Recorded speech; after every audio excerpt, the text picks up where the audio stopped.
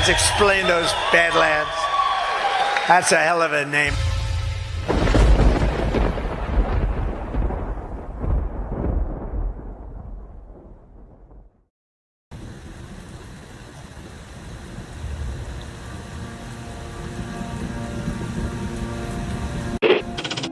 Mr. Vice President, I'm going off script again, I know, but I just want to personally thank you.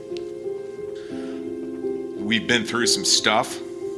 We've gone through some of the most complex military operations this country's ever conducted, and your steady hand and your leadership during those was a great source of strength for me. Thank you for your leadership. Thank you for your character. Thank you for your selfless service. Thank you for commitment. Thank you for being a mentor to me, Mr. Vice President. It's called the swamp. And you know what happened? And you know what I did? A big favor. I caught the swamp. I caught them all. Let's see what happens. Nobody else could have done that but me. I caught all of this corruption that was going on, and nobody else could have done it. Did I get that one right?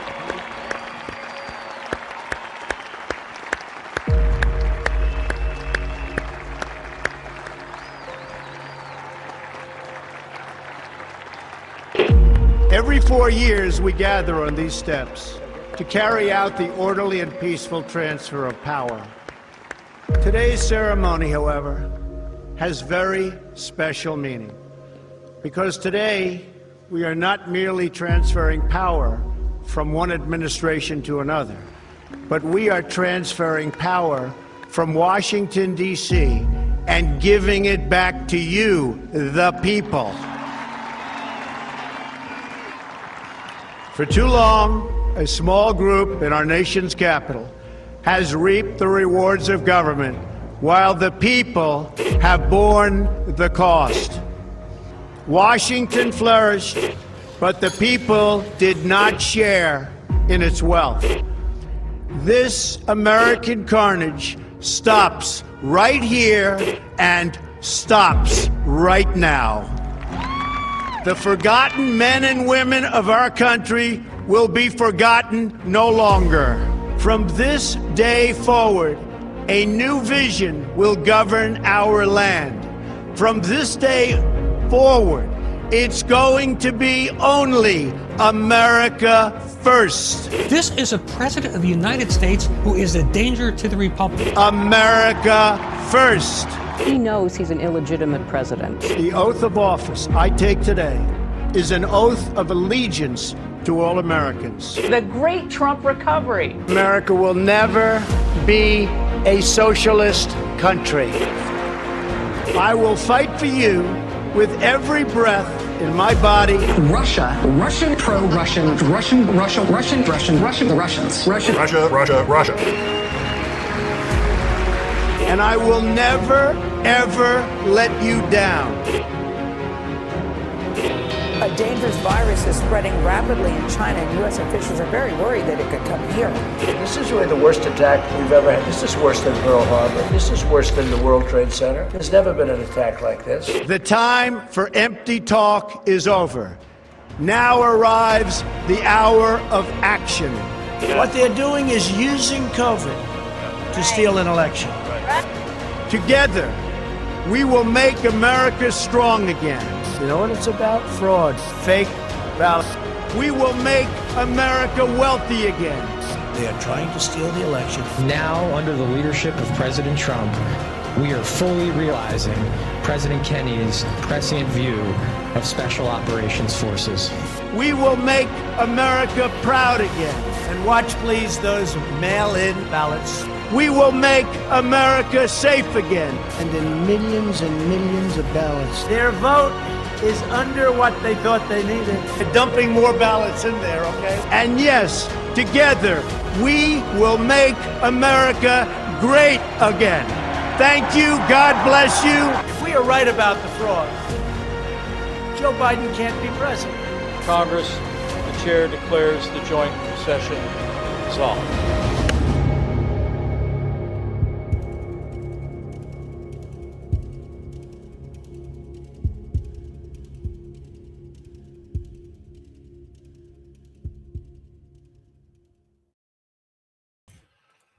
Well, good evening, everybody, and welcome to the Saturday edition of the Devolution Power Hour.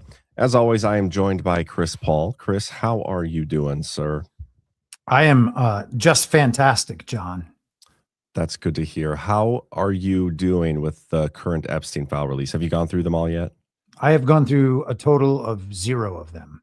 That's kind of what I figured. That's a bummer because that's all we're talking about tonight. And good. Okay, cool. I'm ready. Page by page. No, just kidding. That is probably one of the most viral stories circulating right now is the freaking Epstein files, and it's mostly garbage, which is kind of hilarious. Yeah. He's falling for the clip. Nobody ever learns their lesson, man. No. Ever. No. Not once. Doesn't matter how many times. Doesn't matter. How long into the Epstein saga are we now? It's got to be a year. Oh, since the Epstein files was, if I'm not mistaken, I think it was either like the 26th or 27th of February last year. Okay, so 11 months. Yeah, we should almost do like an anniversary party of we Binder can do Day. that. I'm down. Maybe we can invite DC Drano and Scott Pressler and the little blonde lady from The Blaze and Libs of TikTok. Oh, Libs of TikTok was out there posting about what the mega act does. Oh gosh, so based, these people. So retarded. But hey, man, that's why this garbage is it's so weird. The monetization of Twitter, it turns out, is more of a bug than a feature because people in search of the money, they seem to like want to just get as many clicks as possible. We should come up with a word for that. Like when people they almost try to bait you with content to get clicks. Yeah. Yeah, it's crazy. But we'll talk about that tonight. We're going to talk about that. We'll talk. I don't think you and I have had a conversation about the Fulton County election story. Maybe we'll dip our toes into that a little bit. And Tulsi Gabbard, there's a Wall Street Journal article, and everybody was freaking out about her this week being down there. We had a new Fed chair nomination. Kevin Warsh and Dry Your Clothes is going to be in there at the Fed, so we'll talk about him. Do they have that accent in the Dakotas? Oh, my grandpa used to say Warsh all the time. No kidding. Yeah. I was talking about that on my show. I've heard it from Pennsylvania. I grew up in the Northeast, so there are definitely parts of Pennsylvania that say it. Do you say it? I would never say that. I think we should normalize it. I don't even say it when I'm talking about Kevin Wash. You call him Kevin Wash. That's great. I do think we should normalize wash, like washing your clothes or washing your hands after supper. Yeah. I think that's what we got to start doing. At least that's what I'm committing to for 2026. It's one of my resolutions. There's also another story if we have time. I mean, we haven't even talked about the Iran situation, whatever's happening there, the shutdown. Do you guys know that the government is shut down right now? We are in a partial shutdown currently because the House hasn't voted on what the Senate passed. Gosh, it's impossible to detect when we have a federal government and when we don't, which is kind of one of the major takeaways of this show over the last 5 years. Yeah, isn't that funny? Yeah. Anyway, plenty to talk about. We're going to get to it all. We'll start with the Epstein stuff, but we're going to get a quick word from our sponsors. We're going to start with MyPillow. It's finally here, our second annual mega sale. This sale only comes around once a year, so take advantage of the best offers ever while you can. For example, save 50% on our Giza Dream bed sheets as low as $29.98. And for the first time ever on TV, MyPillow mattresses and MyPillow mattress toppers as low as $99.98. And you save 50% on our Lux Pure 6-piece towel sets. Regular $69.98, now only $39.98. And our best-selling standard MyPillows, regular $49.98, on sale for $17.98. Wait on it, mega sale, only $14.98. So go to MyPillow.com or call the number on your screen. Use this promo code to take advantage of our second annual mega sale. But wait, there's more. To make the mega sale even more special, when you order right now, your order's going to ship absolutely free. So funny. Mike Lindell is definitely a guy who says Warsh. The chat has confirmed it. Oh, 100%. I bet Mike Lindell puts R's in all sorts of words. Yeah, we should start doing that. Somebody said the Washington Redskins. Love that too. Yeah. That's great. Okay, and then we also got, once you're done, as Ash said in the chat, once you're done washing and drying your hands, you got to keep them nice and soft with some soft disclosure. The following ad is rated M for mature. Soft Disclosure wants you to get naked this Valentine's Day with limited edition his and her bundles that save you 20% off the individual retail prices. Proprietary oil infusions, grass-finished beef tallow, goat's milk from American goats, locally grown herbs and ingredients. Soft Disclosure is putting America First fruits on your skin. And for these sexy bundles, we've added an all-new boar's haired beard brush and a solid jade gua sha. And the reason I'm here is because Alpha doesn't know how to say these words. Gusha. His, hers. We need a moment to calm down. Don't hide your skin. Disclose it. Get naked this Valentine's Day with Soft Disclosure.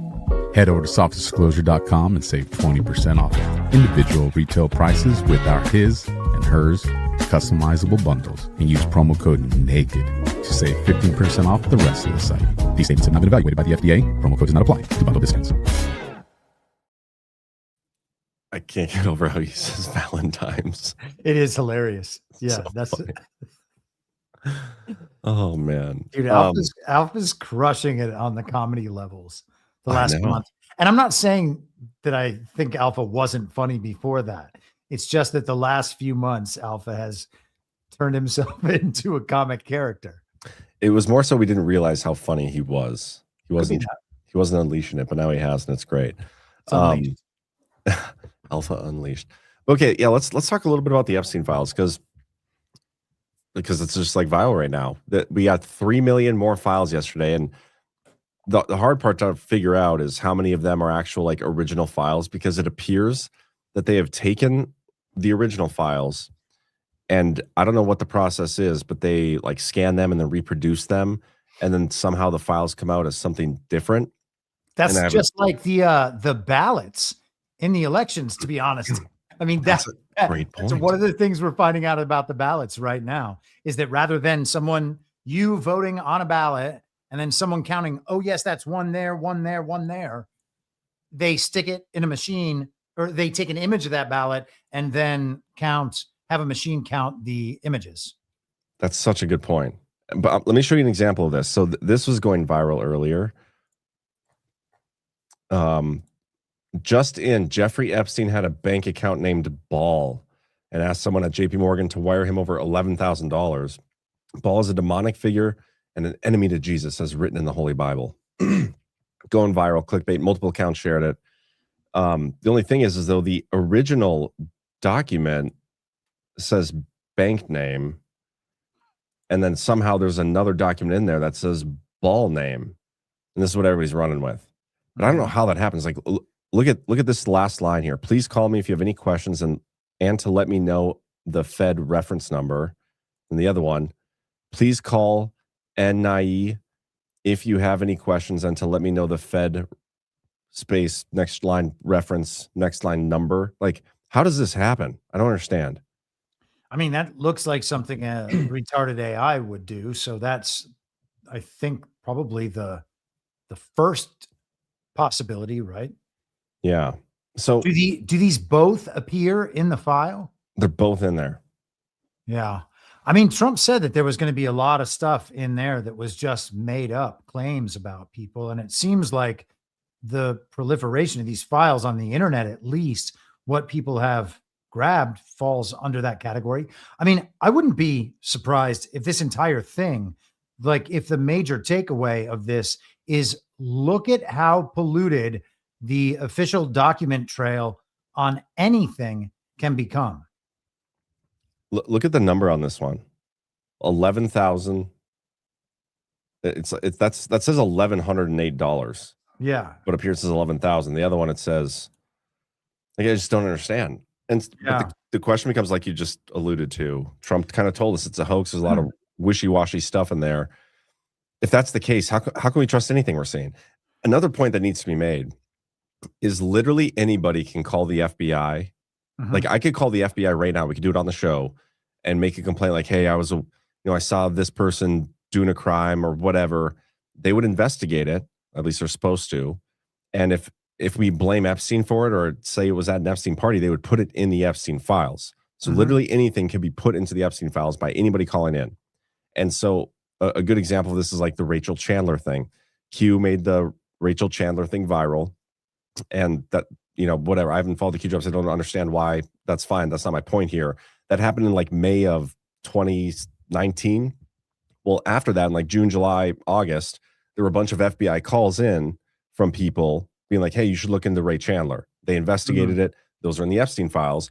And now people are coming out and saying like, oh, this is a huge Q proof, even though to me, it's not as much a Q proof as it would be like, this is a people read the drops kind of proof. Because there's a lot of that in there too, a lot of wild accusations against all sorts of people. At any point, anybody can call in and make an accusation. They investigate it. It doesn't mean the accusation is true. You know what I mean? And so there's a lot of that in there too. Yeah, that's a problem. And the circular confirmation that we see a lot in games of Match Online is certainly a problem there as well. I mean, if that's the substantiation for that, that's not anything. Yeah. If a viral internet psychological operation spreads a name around and then that name is inserted in various places after that, that's not proof of anything. Anybody can hit those signals anytime they want. And, we see, and this is not to go deeply into this subject, but I mean, I sent you guys as a joke, like a week or so ago, Michael Steele, like hitting a 17 on some random story. And he's like the former chair of the Republican Party. He was RNC. But for the last decade, he's been an MSNBC host. Like, is he dropping Jesse Waters Q-coms on MSNBC? I don't know. Well, I heard less than 10, but it seems like that less than 10 has grown to literally anybody who says it with a bigger account than me. It's a com. And yeah, it is what it is. We don't need to go down that. But in terms of the official document trail, I think that's a really important thing to think about and to understand, because we're talking about a case that's been kind of in the public spotlight and been an element of law enforcement interest for like 2 decades. And Trump hasn't been there the whole time. And maybe there are ghosts in the machine and secret white hats who have kind of had custody of all the important documents for all that time. And maybe someday we can get those important documents that prove the entire case from top to bottom. And what a wonderful world that would be. But the idea that we're going to get those documents in these document releases and that they're going to show us what actually happened seems preposterous to me. I did an episode on this like a year ago about the JFK files coming out and stuff.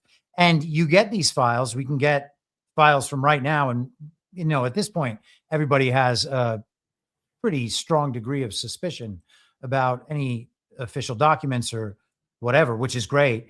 And about the possibilities that things can be generated by AI and the rest of it. But there's nothing that prevents Intel officers in the 1950s and 60s from planting and creating files of various cutouts and patsies so that there can be an evidence trail for people to look into over time. Oh, they knew about this guy at this point and this point and this point and this point. I mean, it sucks. It would be much better if we could be in a world where there was some like underlying documentation of what has happened in reality. And we can just go back to the book and be like, it says right there on page 39, it was like Epstein in the library with a lead pipe. And that would be fantastic if we could have that world, but that's not the world we have. We have a world where the official documents, there's nothing more believable about official documents than there is about the fake news or about somebody saying something. Yeah. And it's an important point to keep in mind too when it comes to these documents, because I'm seeing a lot of the same accounts like just be hypocrites. Like they're being very hypocritical. Like they'll look at something and be like, see, I told you this took place because look at this testimony from somebody in here who said this thing about Bill Gates and how awful he is. I told you, like, proof. I've been right this whole time. We're going to be proven right about it. We're going to be old apologies. But then on the flip side, they're defending like, oh, see, just some random person said this thing, so there's this obviously not true. That you have to look at the files the same way. You have to be consistent in your approach to all this stuff. Just because something that fits your narrative, the confirmation bias, feeds your confirmation bias, doesn't make it true. Mm-hmm. And it's just like the thing that doesn't feed your confirmation doesn't make that not true. Like we don't know, and we're never going to know. That's the unfortunate part. Like you said, we're never going to know. And so how much are we going to waste our time on this? Yeah, I mean, I guess the time wasting thing is, certain people are really interested in this story, and I'm glad that people are really interested in this story, and they're going to dig into it, and they're going to find examples for the rest of us to look at. Yeah. Steph in the chat just said, "Well, if we can't know that any of these documents are real, then how are we ever going to get accountability?" Well, that is an important question. That is an important question, no doubt about it. For sure. I'm not saying that accountability can't be reached. I'm just saying that it's probably not going to be reached this way. And when we are thinking about any particular document within these files, you unfortunately can't just say, okay, well, here this is in the official documentation. This here thing is true. We can condemn this person. We can prosecute this person. We can know that this person is guilty of XYZ. Now, I'm not even sure that there are that many claims in what's been produced over the last 24 hours that lead to those interpretations in the first place. So, that extreme end, I guess there are some claims about George W. Bush, and there's some claims about Donald Trump. And I guess there's claims about what Brett Ratner. I'm just going on what I've seen people say today. Bill Barr. I saw that one today. There are claims about Bill Barr having committed crimes with underage women or something like that. Yeah. Let me see if I can find it. But I mean, regardless of who the characters are who are accused, I didn't see that one. The same thing would apply. We cannot know that this is evidence of that.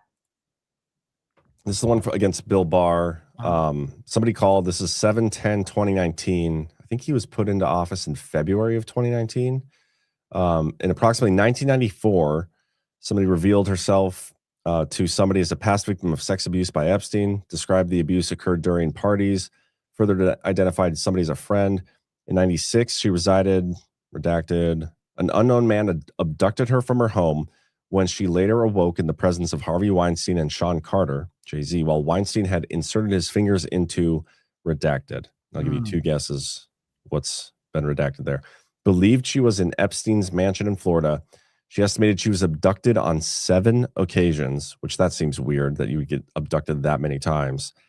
But anyway, awaking each time in an opulent indoor setting. She suffered from sex abuse of multiple of those occasions in which Epstein participated. She recalled Leon Black and William Barr, current United States Attorney General, being present during some of the occasions of abuse. And then it goes on.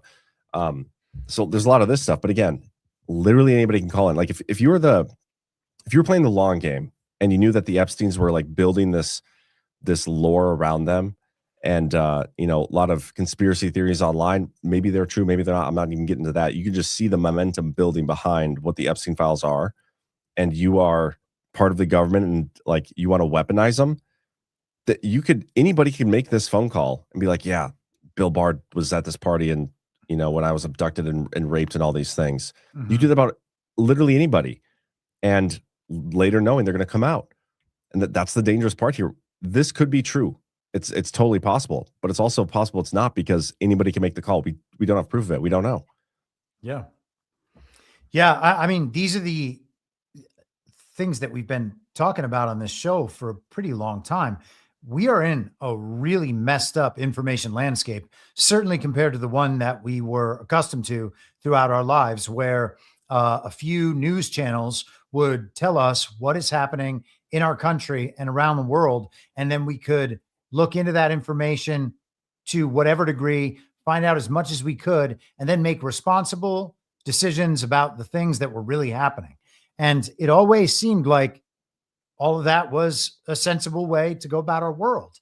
And it turns out that actually they could just be hoodwinking us all the time about virtually all of it. And they are not limited by their ability to show us things, to put video together, to put pictures together.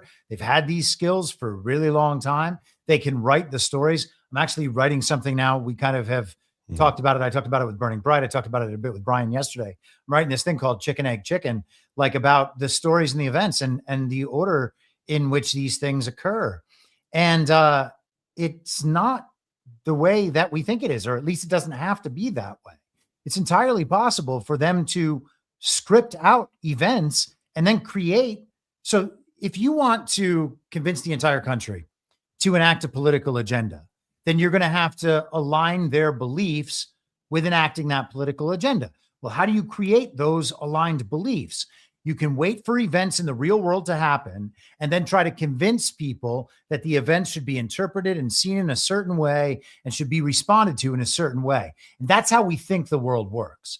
But it's also possible that they just exaggerate the details of these stories. And if you can't limit the amount of exaggeration, well, they could just write the entire story from nothing because it's more convincing and it's harder to refute and it pulls on our emotions in the exact right way so that we form the proper beliefs. And if we say, wait a second, I don't believe in this element of the story, well, they can create an event in real life, film it, put it on the internet, and be like, oh yeah, there's the proof of the thing that you thought we couldn't prove. Well, there it is. They can create an event anytime they want. I mean, they're creating color revolution events in Minnesota right now before our eyes, just like they did in 2020 all over the country. And Burning, I don't want to like rehash the entirety of the conversation I had with Burning Bright the other night, but man, go for it. Well, I'll just say this. This will probably be a better conversation. Let's be real. So in Los Angeles in 2020, I was still out there. And while these George Floyd riots were going on, I watched a couple days after the George Floyd event. And, you know, if you haven't watched the George Floyd video in a while, go ahead and watch it. It's like on par with the last plane out of Kabul or the paragliding go-karts, all this stuff that you look at and you're like, oh, well, come on. That video sent the nation into a tailspin. I watched on Instagram in 2020, most of Los Angeles, including many of the famous people, the actors, directors, writers, models, the rest of it, posting black squares on their Instagram to let everybody know that they're not racist. We are going to solve racism by posting black squares. And that was just the beginning of that bullshit. Then, of course, they have these massive marches like down Hollywood Boulevard. I lived 3 blocks away at that point. Streets were cut off. The event was clearly organized, funded, and the rest of it by these same organizations on the left that do the No Kings rallies, right? All of those are kind of the same thing. That's the model. And then what you have is all of the people who are actually emotionally invested in the cause going down and joining the march. And so you have all of this, which is not totally real, this kind of synthetic, manufactured part of the march where different incidents break out. All of them are filmed. All of them promote the same political agenda. And then you have real, spontaneous, organic elements adding themselves into these marches. And so to the people experiencing it of their own accord, going down there because they care about like their black friends or whatever. And a lot of people sincerely went and involved themselves for that reason. They think black people are being attacked. I have a bunch of black friends. I'm going to go show up at this march. All that's organic, but they're still participating in a fake and staged event. And so like there's elements of both in there. And then there was the other example I used was down, I think on like Melrose and Fairfax, that neighborhood. Blocks were cut off, and that's where the cars were flipped over, police cars set on fire, all of the pictures that went out on the national press, all by the same people who photograph every single one of these psyops. Like at some point you have to contend with the fact that some of this might be real and real people are doing real things, getting in the mix on all this bullshit, but there is this element of bullshit. And if you ignore the element of bullshit because you're like, I know parts of this are real, well, then you're only analyzing half of what the event really was, and you're not searching out those deeper levels. And I'll shut up now. No, I like when you talk. One thing first, I cannot get Twitter to produce the George Floyd death video. It's not. Come on. It's not popping up. It's not popping up anywhere, dude. I've looked. I've even typed in George Floyd death video. Like, am I spelling? Is there 2 L's? Right. George Floyd, I can't breathe. Maybe that'll have it.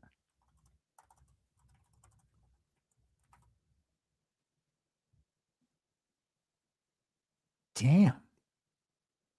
I mean, it's not popping up anywhere. I've done like 6 different searches. That's nuts. Like, why would that not be here? Like, it's been removed from Twitter, I think. I mean, okay. Somehow. Well, there's a picture of it. Yeah. It's just a picture. By the way, you see like 2 different Chauvins just right on this screen. Does that guy look like the same guy? I would say no, but I don't know. Yeah. We need a forensic earlobe analysis, but it's at least striking similarities. But yeah, if somebody can find it on Twitter, that's wild. Let me know. Yeah, so there's that. And then, but with everything else you said there, like there's an element of bullshit to most things, but there are real people who are getting hoodwinked by the bullshit part of it to do real stuff, which we see in people. Like, that's the fabricated consensus that they build around things. Like, oh man, look at all these people that are so passionately defending this thing, but it's all built on a lie. If they do that with everything, how much of what we see on either side is even real? That's a great question. And that's a question I think about all the time. And I know it annoys people to have to handle things on this level, but this is the first level that you have to handle. Like, do we have direct experience with these events? No, we don't. We're trusting a story. And when we see it on the screen, whether it's the one in our hand, the one on our desk, or the one on the wall, it's already mediated. Okay. We are immediately already a level removed. Even if we were watching it live while it happened, a real event. Okay. But we're actually a few more levels removed from it than that, because there's somebody with their own incentive structure communicating the story to us that they may or may not have seen. So you can just keep adding those levels. Sometimes we see, sometimes we get stories that are 3, 4, 5, 6, 7 levels of contact removed. And we're just supposed to take the word for it of everyone in that chain. That's crazy to do, especially when we know that these sources are perpetually lying to us to exploit us. You know, like the extent to which they are able to do this is limited only by our ability to spot them doing it and then reject it in a way that will cause other people to reject it, and people will finally bow out.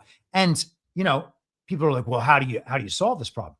Well, you can't totally solve the problem, but the point is not getting hoodwinked, and you can prevent yourself from getting hoodwinked by simply withholding belief from all of it. Well, and that's the issue. What you said right there, it's people will recognize a psyop, and they'll be like, "Oh, that's a psyop. I'm not going to fall for that." But then it is immediately followed by a different psyop, and they're all the way fucking in, balls deep, like, and completely hoodwinked by it. And so, yeah, you're right. The point is to have that objective analysis, or at least the ability to check out from it all. But look at this dude. Grok told me that they've removed all videos of the incident from Twitter. Why?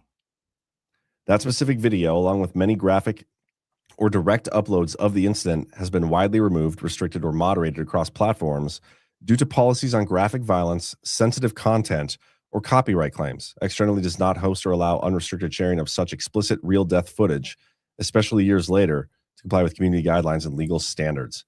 Yet look at all the other bullshit there's still times when I'm like scrolling through Twitter and somebody will be sharing like a fucking porn video on Twitter. Like it fucking happens. Yet they took this down, like one of the most viral news stories, fake or real, regardless, whatever, ever. Gosh, that's crazy. Yeah. Insanity. But yeah, so, I mean, that really is crazy. That boggles my mind how that video could not be on there, and that they have that as the explanation for it. I mean, that video instigated the Summer of Love in 2020. Yeah. That was like 6 or 7 straight months. Well, 6 months? No, longer. I mean, I guess there were anti-MAGA marches and movements in that post-election period. And certainly in the Time article by Molly Ball that came out in February of 2021, she described a mass protest movement that could be turned on at any time if Trump attempted to stay in office. Yeah, I'm arguing with Grok. Yeah, I remember.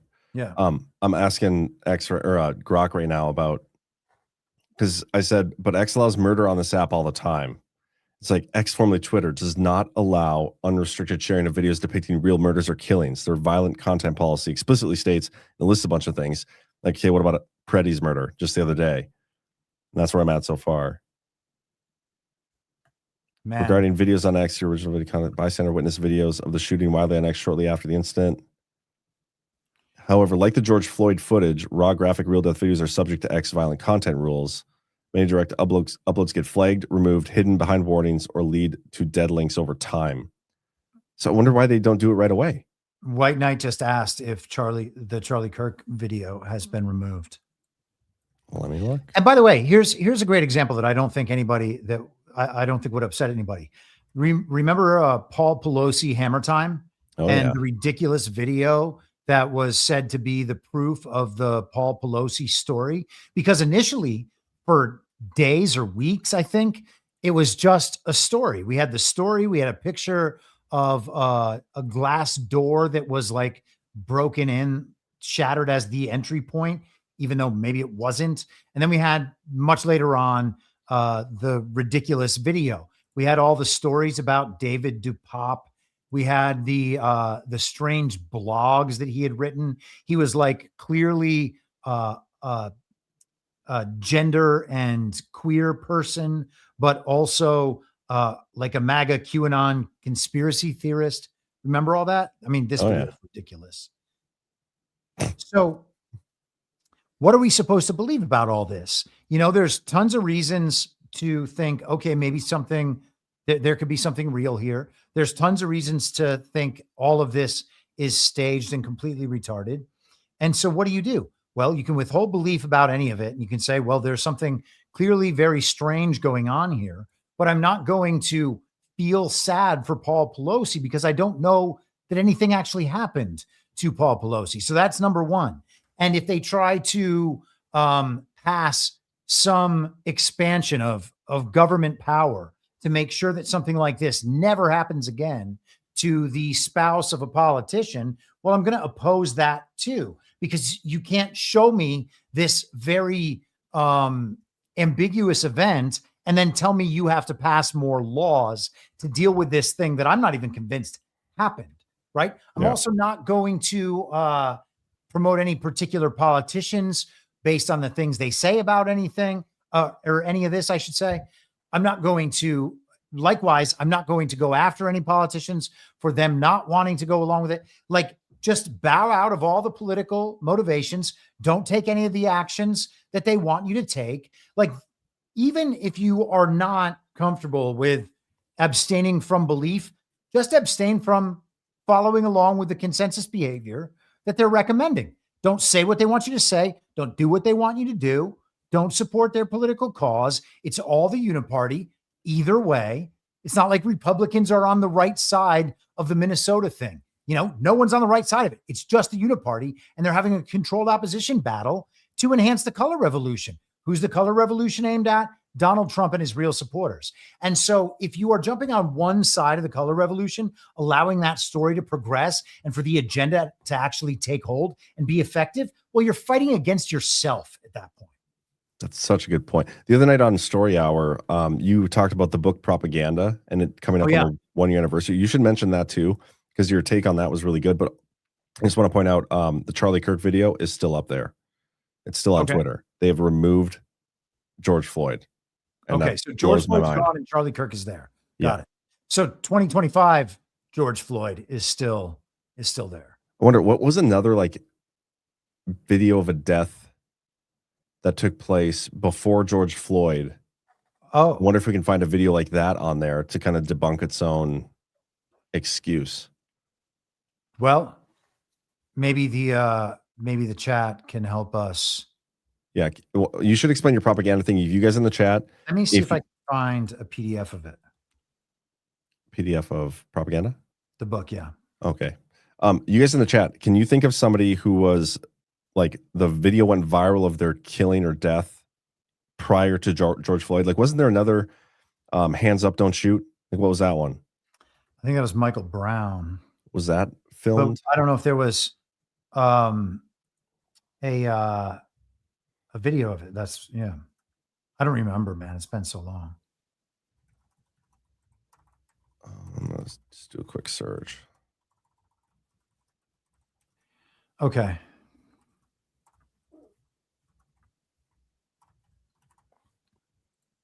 Trayvon Martin. Was that one? That was the George Zimmerman thing, wasn't it? I don't remember. There definitely wasn't. Yeah, I think that I don't remember a video for one of those things. And then we not only had George Floyd, we had Ahmaud Arbery. Remember that one? Later on that summer, we had the Jacob Blake thing that summer, the Breonna Taylor thing, which there wasn't video of, I don't think. There was video of the after part with the boyfriend or whatever. But man, you know, when events are scripted and staged, there is no underlying reality to appeal to.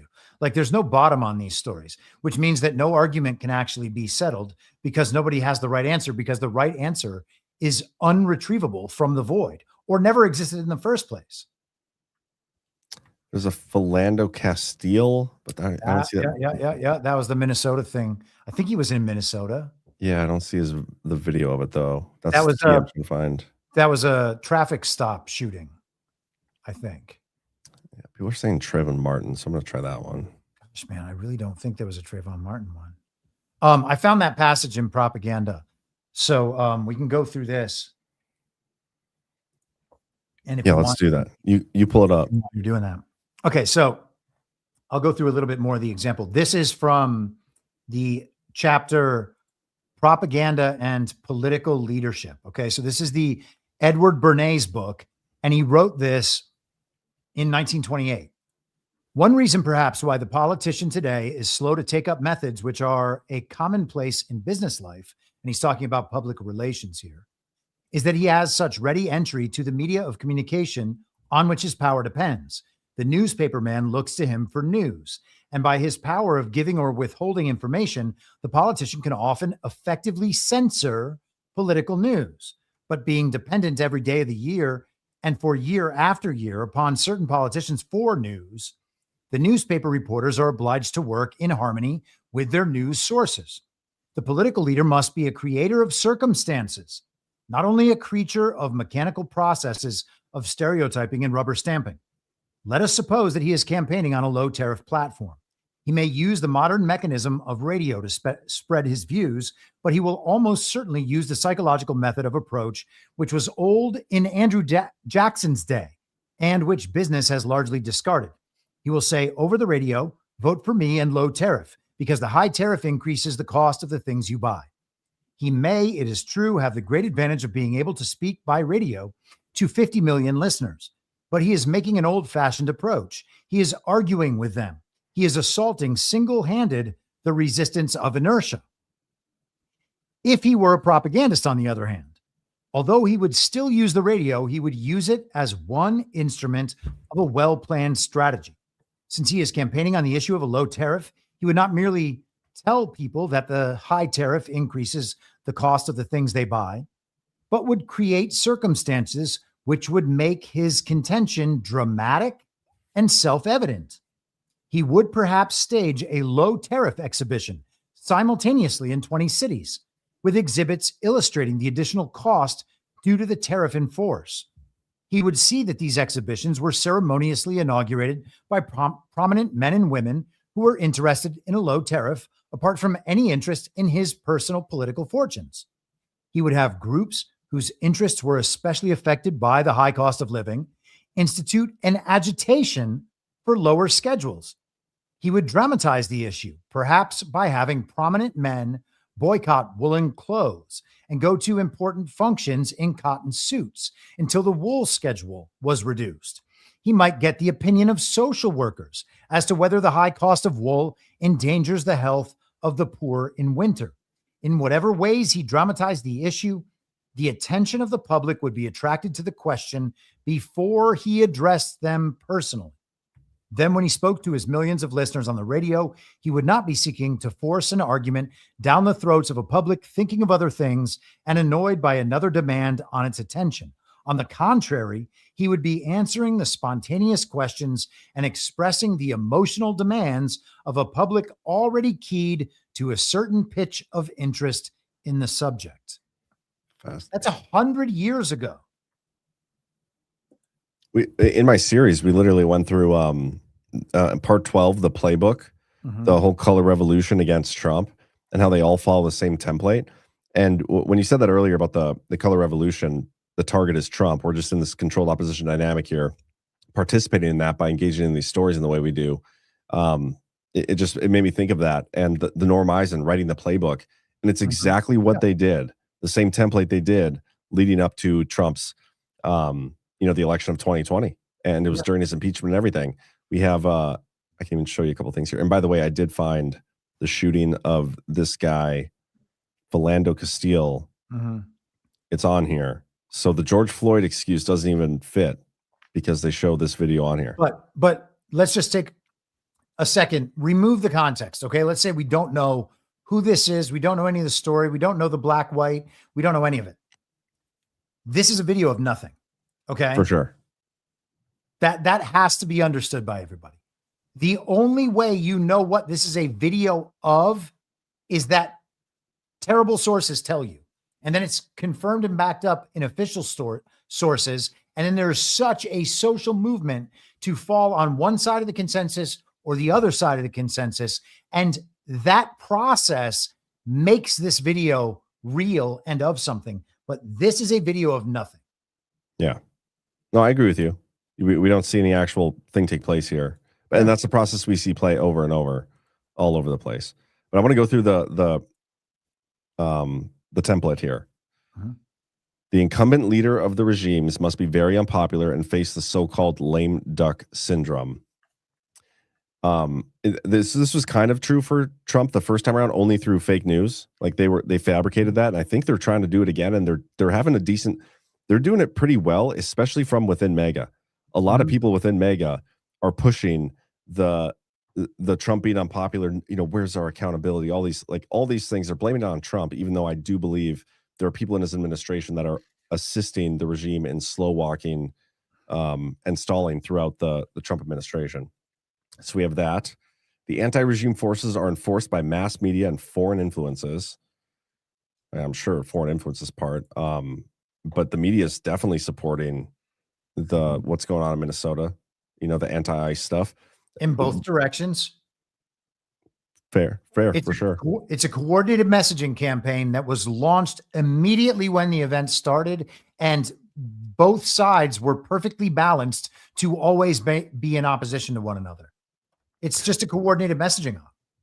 What kicked off this whole ICE thing in Minnesota? Anyway, was it the Somali fraud story that started it? I mean, it was like concurrent on a timeline, but did the Somali fraud story bring ICE to Minnesota? Well, there's no way that can be true in reality because the Somali fraud story is like 6 years old. Yeah. But it was I can't remember the kid's name, but that one YouTuber who went down there and did the video. Nick Shirley. Yeah, he did that video. Who then suddenly was testifying in Congress 2 weeks later. Like they didn't make that bullshit up. Oh, and he was a James O'Keefe guy like 2 years ago. Oh, it's one of them. Yeah. But think about it. The timing of it is that video goes major viral, the Leering Center thing, and then the next week we're having these protests and everybody's going head to head. Yep. Yeah, and then we get Renee Good, and then a drop in the intensity, although then it became about Tim Walz and the rest of it. And then we get this Alex Pretty thing. And what was that, a week ago? Last weekend, I think. What were we talking about in the news cycle then? I almost want to go back and figure out because. Oh, and the church thing is going on, and the Don Lemon thing. Oh, we should get into that because what you sent over about the church and the abortion clinic thing, that was the Space Act thing. Yeah. And so I spent some considerable time on that this afternoon, and I think it's interesting because the first part of it was that Don Lemon was getting arrested, and you can correct me if I'm wrong about this timing, but Don Lemon got arrested under the KKK Act on Martin Luther King Day. Is that what happened? Oh, what?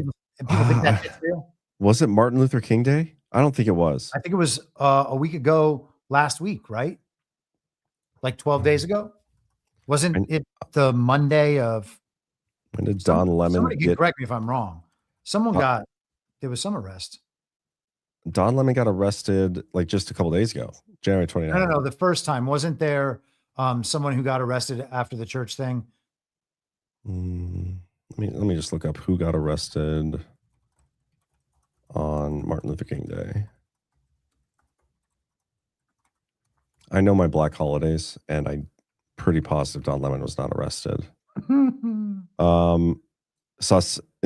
2026, saw several arrests tied to protests and a shooting incident in Atmore, Alabama. Nathaniel Crenshaw and Tobijah Crenshaw were charged with attempted murder.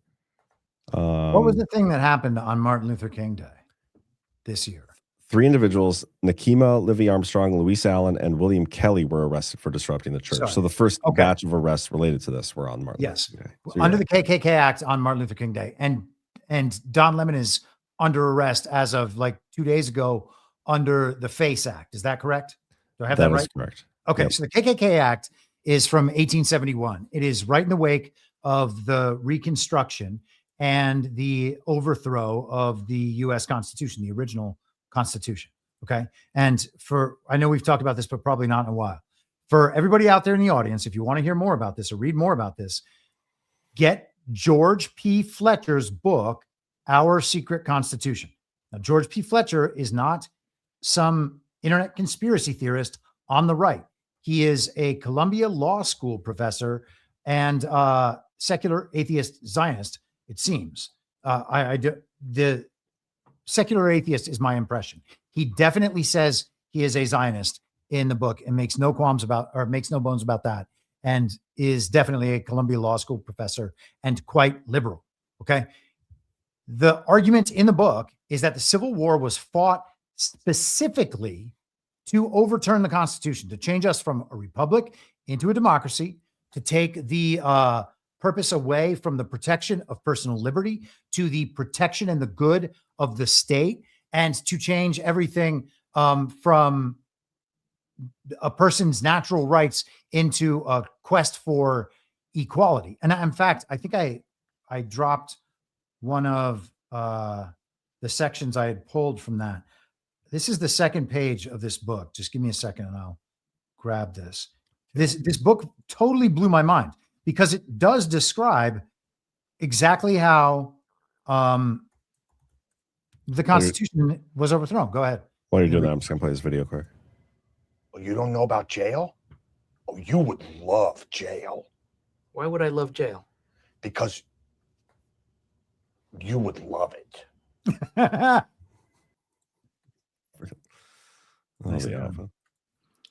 Okay, so that's the second page of Our Secret Constitution.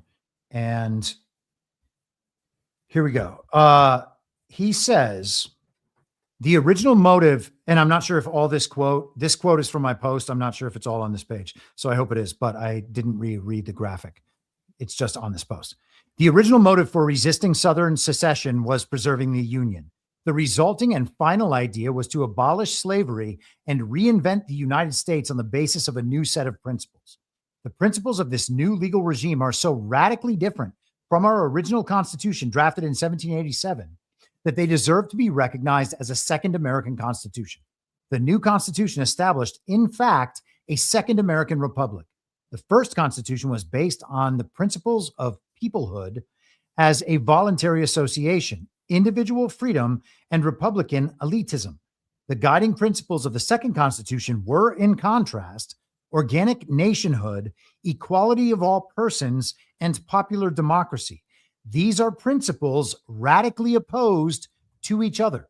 So that is a Columbia Law School professor and constitutional scholar stating in no uncertain terms, in fact, writing an entire book about it, and this is not the only book about this subject, but that the Constitution was overthrown in the Civil War and replaced with its opposite, and that's what we live under now.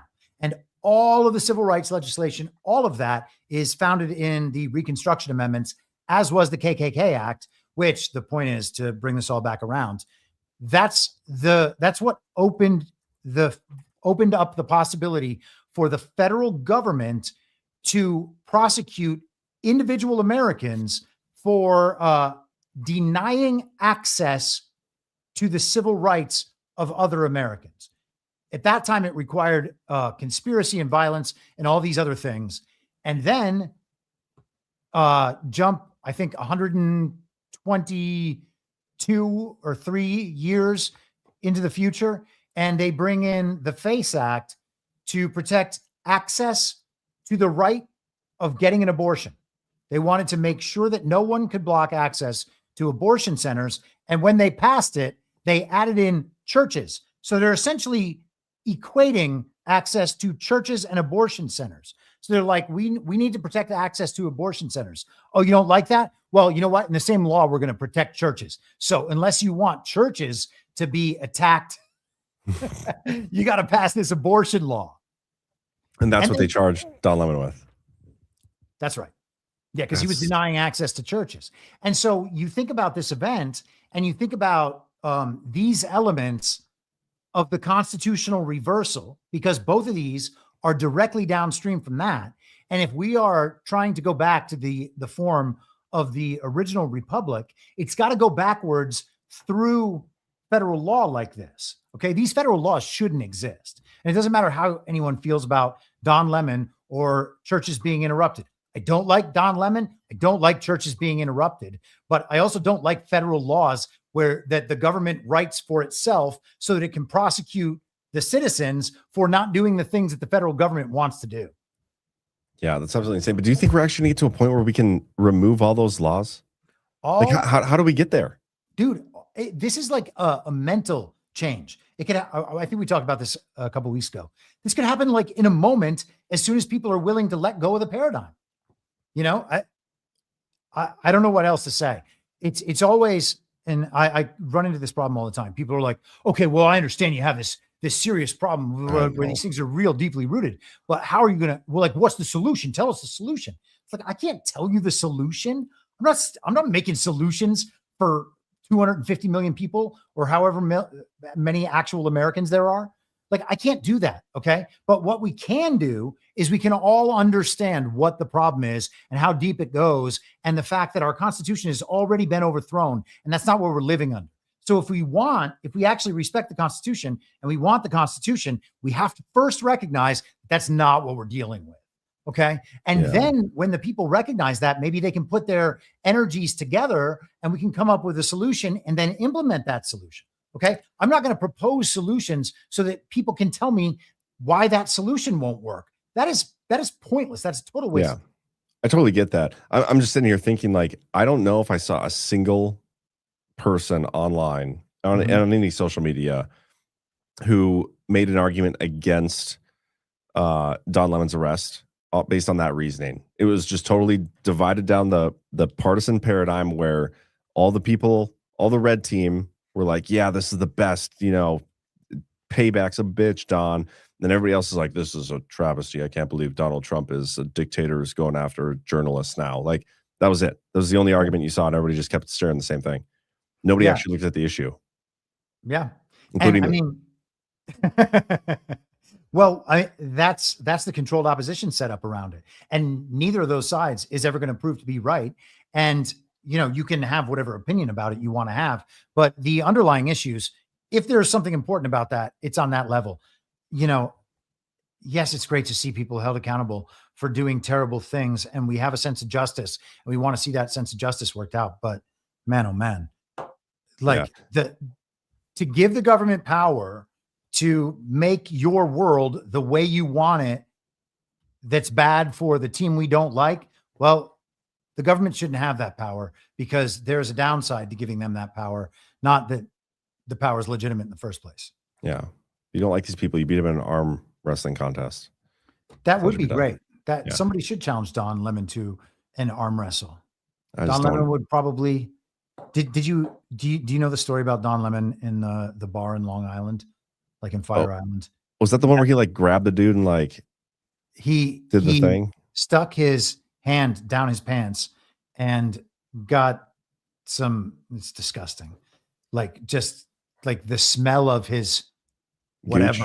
Gooch sauce. And Yeah. There's a great word for it. Yeah. And like put it up under a guy's nose or whatever. Yeah. Did he get like in trouble for that? I mean, I don't think he like went to prison or anything. So I don't know. Which act did they use? The KK Gay Act to go after him. We should get a quick word from our next sponsor, and then I don't know, we can maybe dovetail into some of the election related news. Cool. And the DHS, because I think that'd be a pretty good conversation. It'd be a little bit of a continuation of what we discussed last weekend regarding the DHS. Yeah, let's talk about lean. Everybody should be taking lean from Take Lean. Everybody's talking about weight loss injections because the results can be so dramatic. They work by lowering blood sugar and reducing your appetite. So what if you're looking to lose weight, but not interested in the painful weekly injections, especially when you hear about some of those intense side effects?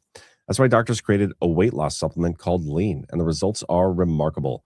Studied ingredients in Lean have been shown to lower your blood sugar, burn fat by converting it into energy, and curb your appetite and craving so you're not as hungry. Listen, Lean is not for the casual dieter with only a few pounds to lose. The doctors at Brickhouse Nutrition created Lean for frustrated dieters with 10 or more pounds to lose. We can get you started with 20% off and free rush shipping so you can add Lean to your healthy diet and exercise plan. Visit takelean.com and enter code DPH for your discount. That's promo code DPH at takelean.com. And I also want to see if we got any Rumble Studio ads in here. So let me refresh this real quick.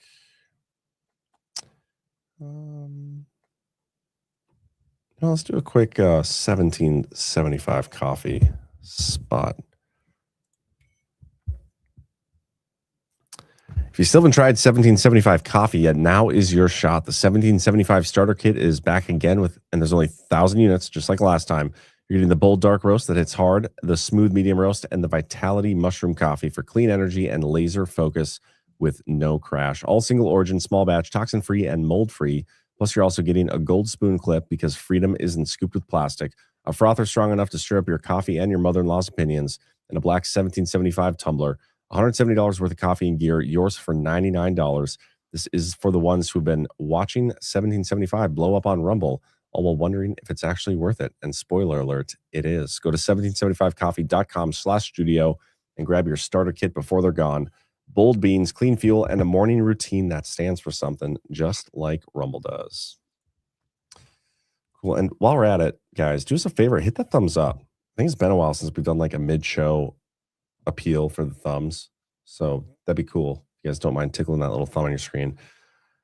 But let's do Tulsi Gabbard and the election story. I mean, we talked about the Fulton County situation on Wednesday with Brian, and it was a good discussion. Brian knows more about that situation than probably anybody else, and he's like really in on the details. And the details of it doesn't seem to be like as conspiracy theory oriented as a lot of people want it to be. Because when Tulsi Gabbard was spotted there, looking like Jason Bourne, that's another meme I did. Because it was so weird that she showed up and like that's the picture they got of her. Yeah. Let's see if I can find that quick. And all of the media outlets ran that one picture. Yeah. That means that it was like disseminated from their PR. Yeah. And it almost looks like she's not supposed to be there, which is ironic because everybody on the left was freaking out. Like, why is she here? She shouldn't be there. I think it was Mark Warner or one of the senators. I don't remember. Was it him? Warner. Yeah. Senate Intelligence Committee. Yeah. Was that in that article I sent you? Warner might have had a quote in there. Yeah. That Wall Street Journal article, there were some interesting sections to that. Yeah. Well, let's just read through this. Damn it. I closed it. That's okay. I got to pull up here. Idiot. But yeah, so the right is all like, yeah, the reason she's there is because of foreign interference, and obviously it's under her purview and all these things, and that may be true. I do believe there were aspects of foreign interference to our election stuff. I have an old Twitter thread I might go through tonight. We'll see if we have time, but let's read through what the Wall Street Journal wrote about her. Spy Chief Tulsi Gabbard is hunting for 2020 election fraud. Director of National Intelligence is leading an administration-wide effort to hunt for proof of tampering in the election that Trump lost. Tulsi Gabbard, the DNI, spent months investigating the results of the 2020 election that Donald Trump lost, according to White House officials. rule that took her to a related FBI search of an election center in Georgia on Wednesday. Gabbard is leading the administration's effort to re-examine the election and look for potential crimes, a priority for the president. Just the framing of this, like, total bullshit, in my opinion. Yeah.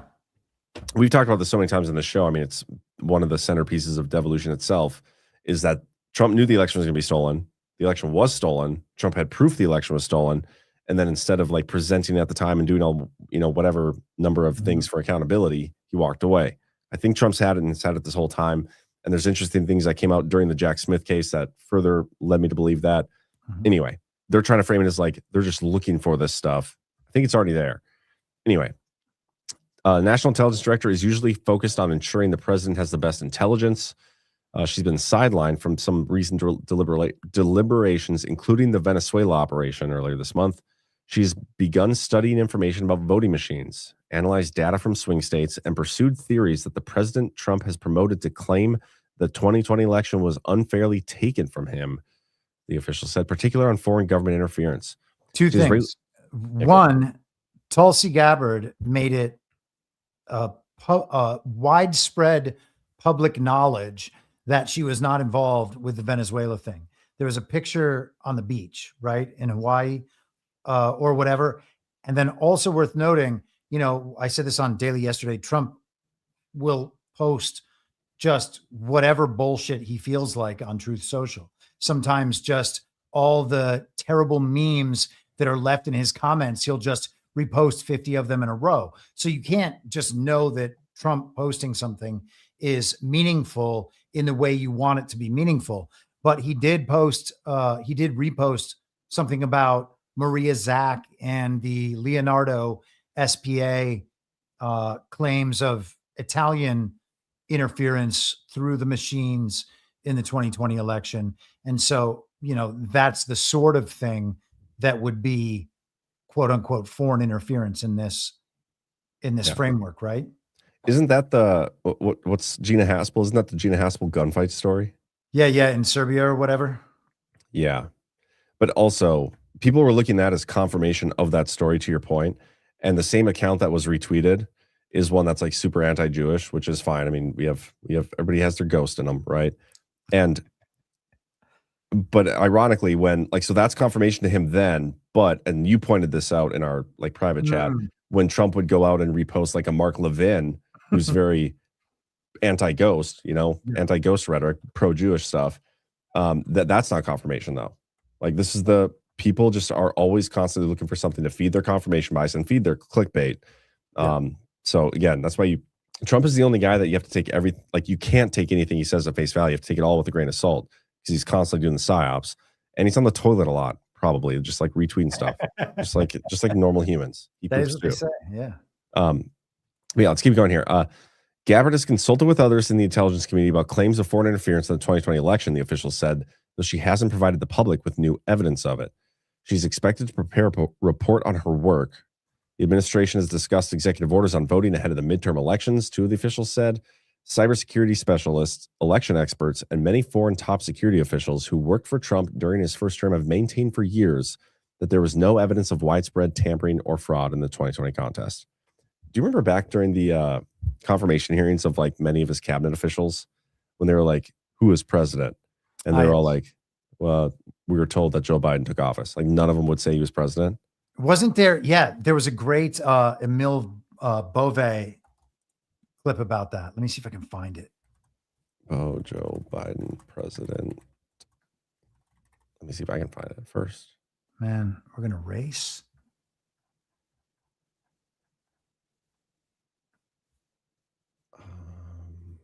Come on. I can beat you at this. Damn it. Where is it? How can I not find this? I don't know. Maybe it wasn't him. Was it not him? Well, there was Scott Besson, who was really good. Scott Besson had a great one? Yep. Maybe it was Besson that I was thinking of. Okay, here we go. Oh, no, that's not it. I just saw this one the other day.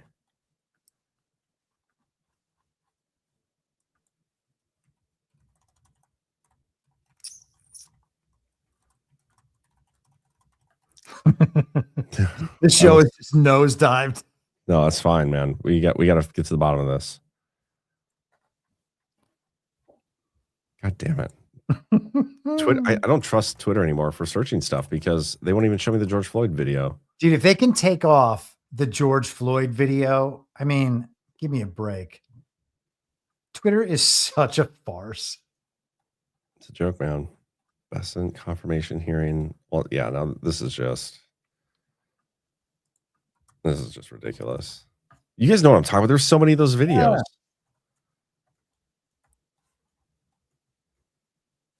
Let me see if I can find the Besant Biden video. Oh, I'm looking for that too now. I moved off the Emo Bove one. Yeah, I got the Besant. Oh, I got the best one too. Damn it. Great timing. I got mine up on the screen first. Ah, that's bullshit. 4 decades? You had trade deficits in the United States of America? I think so. And nobody said it was an emergency? Democratic and Republican presidents? You know what that says to me? That it's not an emergency because it hasn't been for 4 decades. It says to me that we should bring tariffs back to the United States Congress so that we can make that determination as the Constitution has said and not try to go around Congress. It's just unbelievable to me. Let me ask this question. Maybe I missed it. Who was the president? And who has been the president since January 20th, 2025? Donald J. Trump. Okay. And who was the president in 2024? One believes President Biden. One believes? Are you one of those non-believers that the election, the American people didn't vote? I am not. You're not? You said one believes? Do you believe in the Constitution of the United States and it should be abided by? I believe in the Constitution of the United States. So you believe in it without any second thought. You don't have to think about it. You believe in it and you would abide by it. Is that correct? I have and I do, sir. Okay. But do you know that a president has said he may or may not? You don't know? Let me ask this question. I couldn't believe There's another. Akash Patel did the same thing. Man, he reminds me of Chef's dad on South Park talking about the Loch Ness Monster. He also reminds me of basically the same voice on South Park when Johnny Cochran argued about the Chewbacca defense. Have you ever heard the Chewbacca defense? No. Oh my God. Yeah, you find that now. Let's just share clips the rest of the show. I'm going to play this. Peter Welch, Patel would not say that Joe Biden won the 2020 election. Can you say the words, Joe Biden won the 2020 election? Joe Biden was the president of the United States.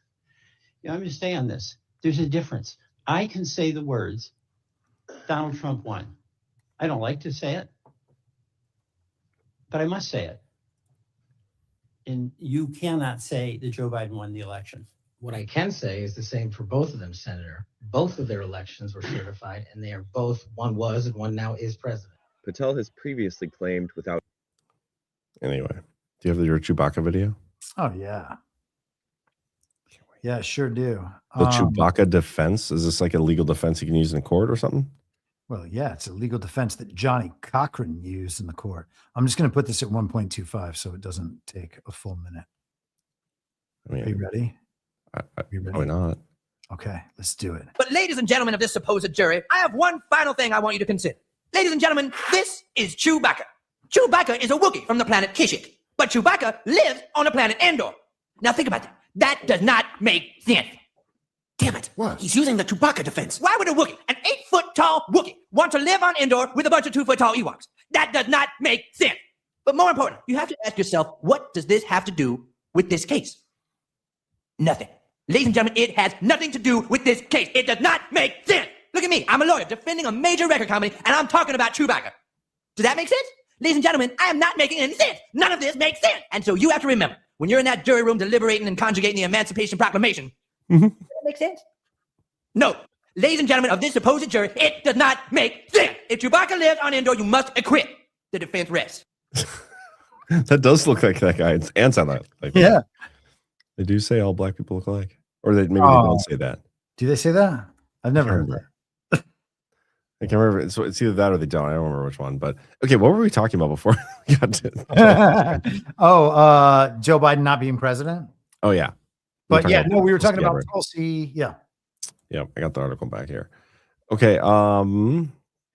It is cool that she's going to share a report. I'm looking forward to seeing that. Wait, can we do one more South Park clip? Oh, of course we can. Because the other one that I mentioned was Chef's dad, and we can ask the chat who sounds more like Congressman Gregory Meeks. And wait, hold on. Is it up yet? Oh, yep. That's sorry. what she said. Then one time, I believe it was July. August, there's a knock on the door. I open it, and there's this cute little Girl Scout. Oh, she was so adorable with the little pigtails now. And she says to me, how would you like to buy some cookies? And I said, well, what kind do you have? She had Thin Mints, Graham Crunchy Thins. Raisin oatmeal. And I said, we'll take a Graham Crunch. How much would that be? And she looks at me and she says, I need about $3.50. $3.50. Well, it was about that time that I noticed this Girl Scout was about 8 stories tall and was a crustacean from the Petador girl. The Loch Ness Monster. I said, damn it, monster, get off my lawn. I ain't giving you no $3.50. It said, how about just $2.50? I said, oh, no, it's only $2.50. What is that, sale on Loch Ness Munchies or something? Lord, he was angry. Damn right I was angry. Not you, the monster. He was about to kick your ass. Shut your mouth. I love that clip. Me and my buddies used to quote that all the time back in like high school baseball trips or whatever. It's the How much best. that Snickers bar cost? About $3.50. Yeah. Oh, so good. Do you have any more South Park clips? Can we just do that? for the rest of the show? I can do South Park clips forever. So funny. Anyway, back to serious business now. Yeah. President Trump and his entire team are committed to ensuring a U.S. election can never, ever be rigged again. See, Chris, they're just trying really hard to make sure it can never happen again. Right. Yes. And this is, I know you're concerned that they might implement the system. Yeah. Caroline Levitt sounds like she's saying that. We're going to get an election system to make sure that elections can never be rigged. Excited to see what that looks like. And it's not the SAVE Act. It's not the MEGA Act. It's none of those things. I don't know if I talked about this on my show. I think you guys talked about it on Daily too, but the new act that came out, like that's super comprehensive and clearly super good because Scott Pressler is like just the mega knob over that bill, loves it. It doesn't even become effective until 2017. So 2027. Yeah, whatever. Same thing. 2027. I was going for the column with 27. So it's not going to save the midterms is what you're saying. Yes. We will lose the midterms in time for that to be implemented and then immediately taken off the table because the midterms will have been stolen by then. Anyway, not to rain on anybody's parade. I've been told that sometimes I'm a little doomy or salty. Yeah. When I talk about these things. So anyway, let's keep going here. A spokeswoman for Gabbard's office said the DNI has a vital role in identifying vulnerabilities in our critical infrastructure and protecting against exploitation. That she does.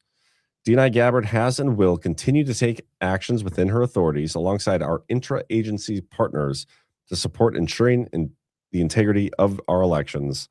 Trump has been fixated on the 2020 election since losing, regularly raising it both publicly and with friends and aides. His second administration intent and dedication of resources to investigating the race has only recently begun to come into public view. I mean, I feel like we knew they were doing this. They've been saying they were looking at elections. One of those cabinet show and tell meetings they had a while ago when Tulsi Gabbard talked about how election machines could be, hacked or whatever. They were vulnerable. So it's nothing really new. Right. On Wednesday, FBI agents searched the main election office in Fulton County, seeking records related to the 2020 race. A U.S. official familiar with the warrant said it authorized agents to look for physical ballots, voter rolls from that year, ballot images created by scanning ballots, and tabulator tapes from every voting machine in the country or the county. Didn't look into the machines themselves, as far as we know. The warrant signed by a magistrate judge said the materials were being sought as part of an investigation into possible violations of federal law. Gabbard flew down to Georgia and was part of the effort She was photographed there in a baseball cap. That election 6 years in the past, said Ken Block. Is that the guy who wrote the book you sent? That's right. Yes. Okay. We should get into that next. Mhm. That election is 6 years in the past, said Ken Block, a consultant who studied fraud claims on behalf of the 2020 Trump campaign, and said he was never able to substantiate any claim that would overrule the results. There's no one doing it. I can't imagine there aren't more important things to look at.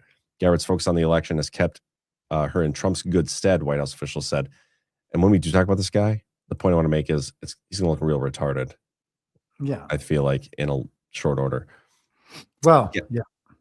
Well, we can get into it now. Yeah, maybe. So I don't think that this guy necessarily is well-intentioned. I give him no benefit of the doubt whatsoever. He put out an article. Remember how at the beginning of 2024, Trump put out like a 8-page report or whatever that broke down the claims. We can actually, I think I sent you that Truth Social post. Trump put out a report breaking down the claims of election fraud in 2020 in the swing states.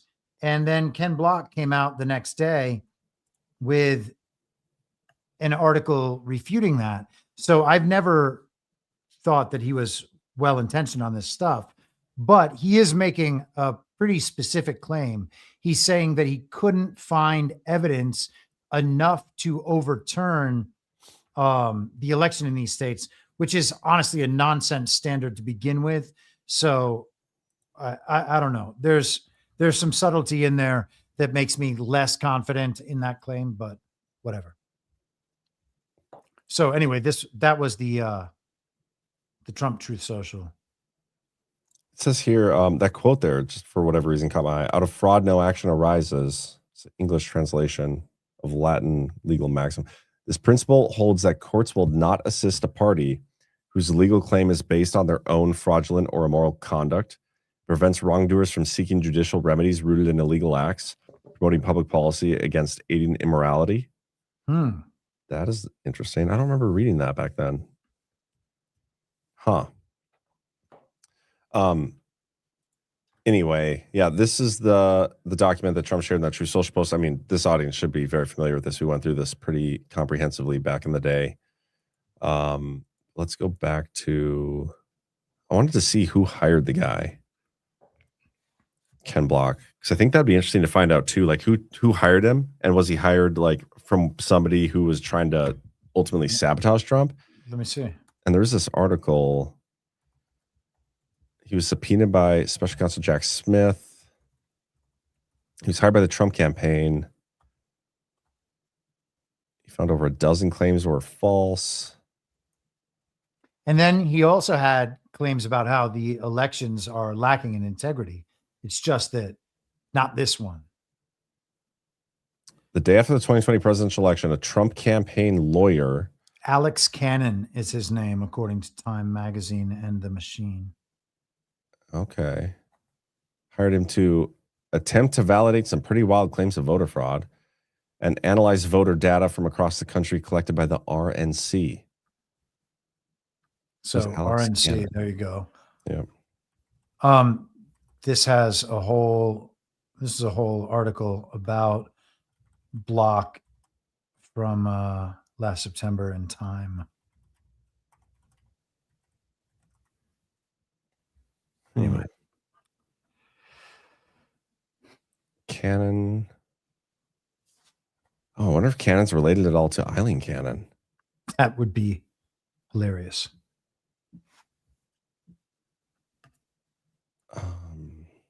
Is this Cannon?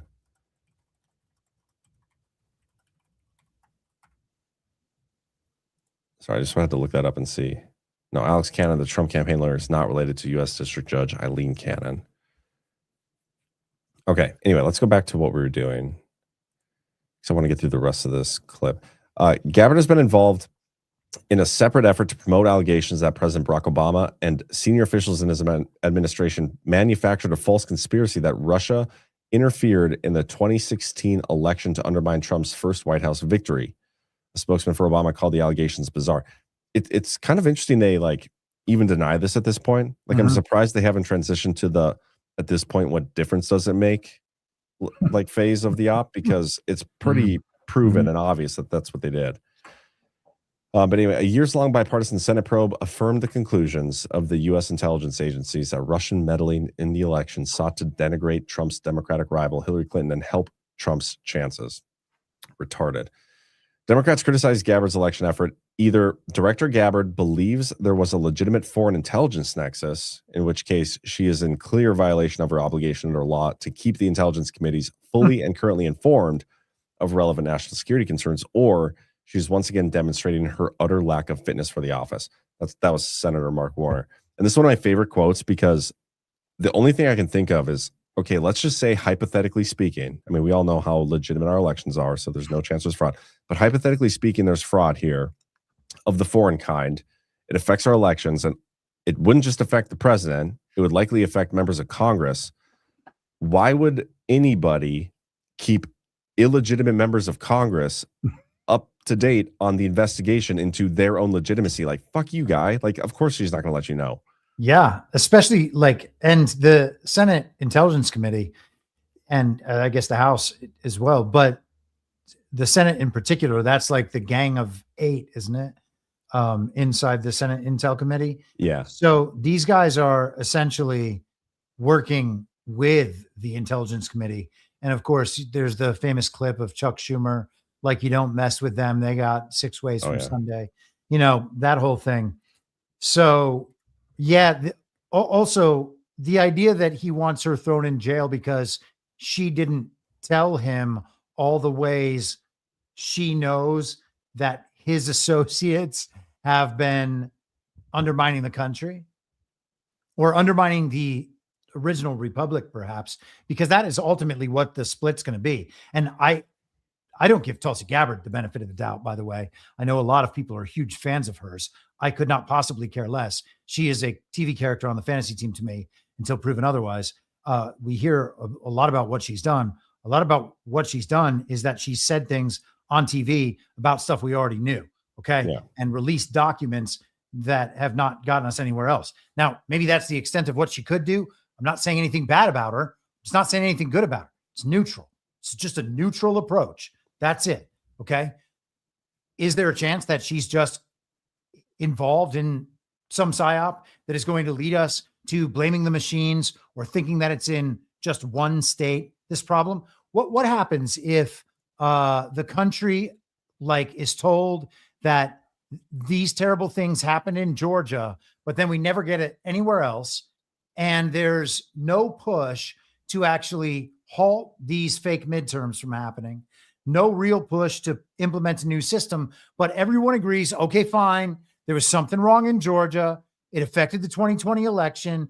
Biden did a bad job, but now Trump's back. Trump's going to be too old to keep going. So everything else remains normal. Let's just pass the SAVE Act and pass the MEGA Act, and then that'll clear up our election problem. Everyone can have faith in the elections again, and we can move on. Well, that is like an ideal outcome for the them. end. Yeah. Yes. Yeah. So that's an outcome that I think that we should be ultra focused on preventing. And so anyone involved with this situation has to be monitored with that in mind, that there is a hoodwinking being set up here. Now, it might not be all of them involved. And so I might think that certain people are involved and they're not involved. And you know what? In that case, I'm still not going to feel bad for having questioned them. And I can apologize to them in the future and say, you know what? I should have given you more benefit of the doubt. I'm comfortable with that. Okay. I'm down to be wrong about that. What I'm not down to be wrong about is taking the stance where I'm just going to cheerlead all of these people on TV while they solve elections for us by putting in some bullshit laws that don't actually fix anything. Yeah. You know what's always fascinated me about DNI Tulsi Gabbard is when Trump was going out of office, his DNI was John Ratcliffe. Yep. John Ratcliffe was there as the election was being stolen. He was there in the lead up to it being stolen. He's there in the aftermath. He was there during the implementation of devolution, all those things. He comes up in the Jack Smith testimony. He's the one who had that meeting with Jeff Clark, and Jeff Clark came out of there like, oh shit, man. There's some significant vulnerabilities in our machines. And I have that thread I did on Twitter. I can show you this. But I've always found it weird that like when Trump put his, team together, the TV characters, he gave John Ratcliffe a demotion. Like if his focus is going to be election fraud stuff, you'd think it would make more like logical sense to put the guy that was literally there for all of it into the spot that DNI again. But instead he's like demoted CIA, and we hardly ever hear from Ratcliffe anymore. There's even a Breitbart article that I had sent you earlier. It's like, John Ratcliffe, he's like one of the guys, he's the quiet hammer, they call him. Yeah. He does his job and he like basically just moves on, and you just don't hear from him. And he's down there in Venezuela and he's like doing regime change shit, and he's like whatever. Like he's doing stuff we don't even know about, reforming the CIA. The CIA is back to like their mission. But I just always found that weird. And I wonder if there's something to it, like with some of our discussion last week about the DHS being an unconstitutional organization. They even say in this article about Tulsi, they talk about the job of the DNI was created in the wake of the September 11th, 2001 terrorist attacks. And we were talking last week about how that whole thing, like the Patriot Act and everything, it's unconstitutional. DHS, ICE, like as much as I love people being deported, maybe we get rid of DHS and ICE and all those things. Yeah. How many of these different issues have only gotten worse since DHS has been created? Like based on the statistics, it's every one of them. And let's have just the military do all the deportations and everything. I wonder if there's something to it. And that's why, maybe Ratcliffe was put in a different position. I don't know. This is total speculation on my part. Yeah, it could be. I mean, the DNI position comes after 9/11, the Patriot Act, all that. That stuff's got to be gone too. So, Yeah, I want to show what are you supposed to make? What are you supposed to make of people put into positions that should not exist? And the DNI is one of those. By the way, so is Director of Homeland Security. And think about, well, that's true too, but this is more recent. But the DHS position, the tweet or the Truth Social post that he kind of addressed to Kristi Noem today, that was basic. You didn't see that? Oh my gosh, you're going to love this. It is essentially just listing the elements needed to invoke the Insurrection Act. Is it this one? Yeah. Okay. When was this? This was 2:55. I think I was outside sledding with my kids. There you go. Then, yeah, we're making a fort too. We just need some more snow. So pray for snow, guys.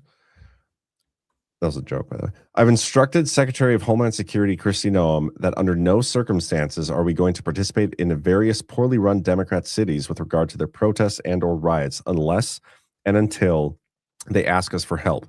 We will, however, guard, and very powerfully so, any and all federal buildings that are being attacked by these highly paid lunatics, agitators, and insurrectionists. Nice word. Please be aware that I have instructed ICE and or Border Patrol to be very forceful in this protection of federal government property. There will be no spitting in the faces of our officers. There will be no punching or kicking the headlights of our cars, and there will be no rock or brick throwing at our vehicles or at our Patriot warriors. If there is, those people will suffer an equal or more consequence. Is this like, is he literally doing if I'm rubber, you are glue? Whatever you do, like bounce at me and sticks to you? I think he's saying if they throw a brick at our car, we're going to throw a brick at their car. We're going to throw a brick at their car. Yeah. An eye for an eye leaves the whole world without headlights on their cars. If there is, those people will, I already read that. In the meantime, by copy of this statement, I'm informing local governments, as I did in Los Angeles when they were rioting at the end of the Biden term, that you must protect your own state and local property. That's an interesting statement there too. Mm-hmm. In addition, it is your obligation to also protect our federal property, buildings, parks, and everything else. We are there to protect federal property only as a backup, in that it is local and state responsibility to do so. Last night in Eugene, Oregon, these criminals broke into a federal building and did great damage, also scarring and harassing the hardworking employees. Is that scary? That's scary. Scaring and harassing hardworking employees. Local police did nothing in order to stop it. We will not let that happen anymore. If local governments are unable to handle the insurrectionists, agitators, and anarchists, we will immediately go to the location where such help is requested and take care of the situation very easily and methodically, just as we did in the Los Angeles riots 1 year ago, where the police chief said that we couldn't have done it without the help of the federal government.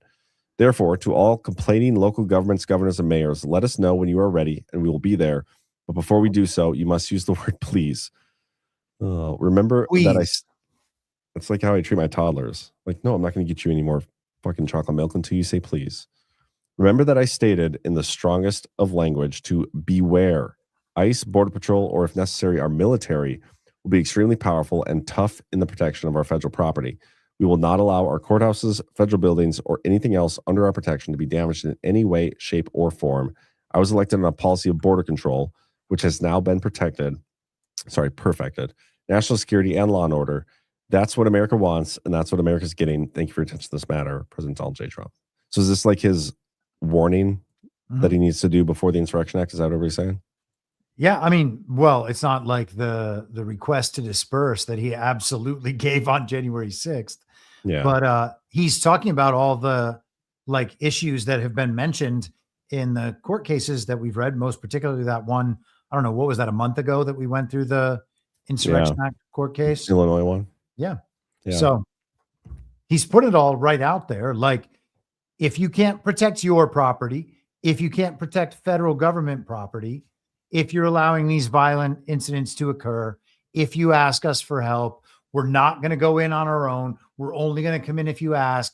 He's like creating the record of these motivations, maybe for the future, for when people look back on this stuff. Yeah. And speaking of that case, so that court case, we kind of, when we read through it, it was really weird how they like created that argument against, like they created the argument for the defense or plaintiff or whatever, and then like ruled it based on that. Mm-hmm. But it basically came down to the definition of the term law enforcement, didn't it? Or like there was definitely that element. No, it was regular forces. I think that's what it was. Yeah. And it's like, if you couldn't use, you can only bring in the National Guard if you can show that you couldn't use regular forces, I think, or couldn't use law enforcement to do it. Anyway, where I'm going with this is the funding bill. Like right now, the government shut down. They negotiated, like they separated out 5 of the bills and they left the DHS discretionary spending bill separate. That is 2 weeks. And then I'm almost positive that we're not going to get the Democrats, the blue team, to agree to fund DHS beyond those 2 weeks. So I don't know what the red team was doing there. That was real. It was really poor negotiating. But regardless, that's probably going to go away. DHS itself, like the non-discretionary spending, that's still funded throughout the rest of the fiscal year. But I don't imagine them funding that again further either. But I just think it's interesting in light of that case. We can get to a point where DHS is no longer funded and can't do their deportation stuff. And in light of that case, that's like, okay, well, you can't use law enforcement because law enforcement isn't funded. They can't do their job at all. So then what do? Then you just straight up go to the military, I think. I think it's federalize the National Guard, right? Yeah. Or, maybe by that point you can have enough of the people want the National Guard to do that stuff on their own. Maybe. I don't know. By the way, there are other protests popping up all over the country this weekend, apparently. I was getting video from a friend of mine, and the video was up. It wasn't firsthand. It was just a friend of mine in Los Angeles saying, "Did you see what's happening here now?" And I said, "Do you know anybody?" They're protesting ICE in other places. So they're creating a nationwide protest movement like in 2020. Same thing over again. We got to think of a clever pun for this, like a song of ice and fire. Like there's got to be something there. We'll think about it. But that's weird. I mean, not surprising though. Like it's like the No Kings protests, right? Mm-hmm. Those didn't work. Those didn't take off. And so they found something where somebody got killed. And now this is what is sparking.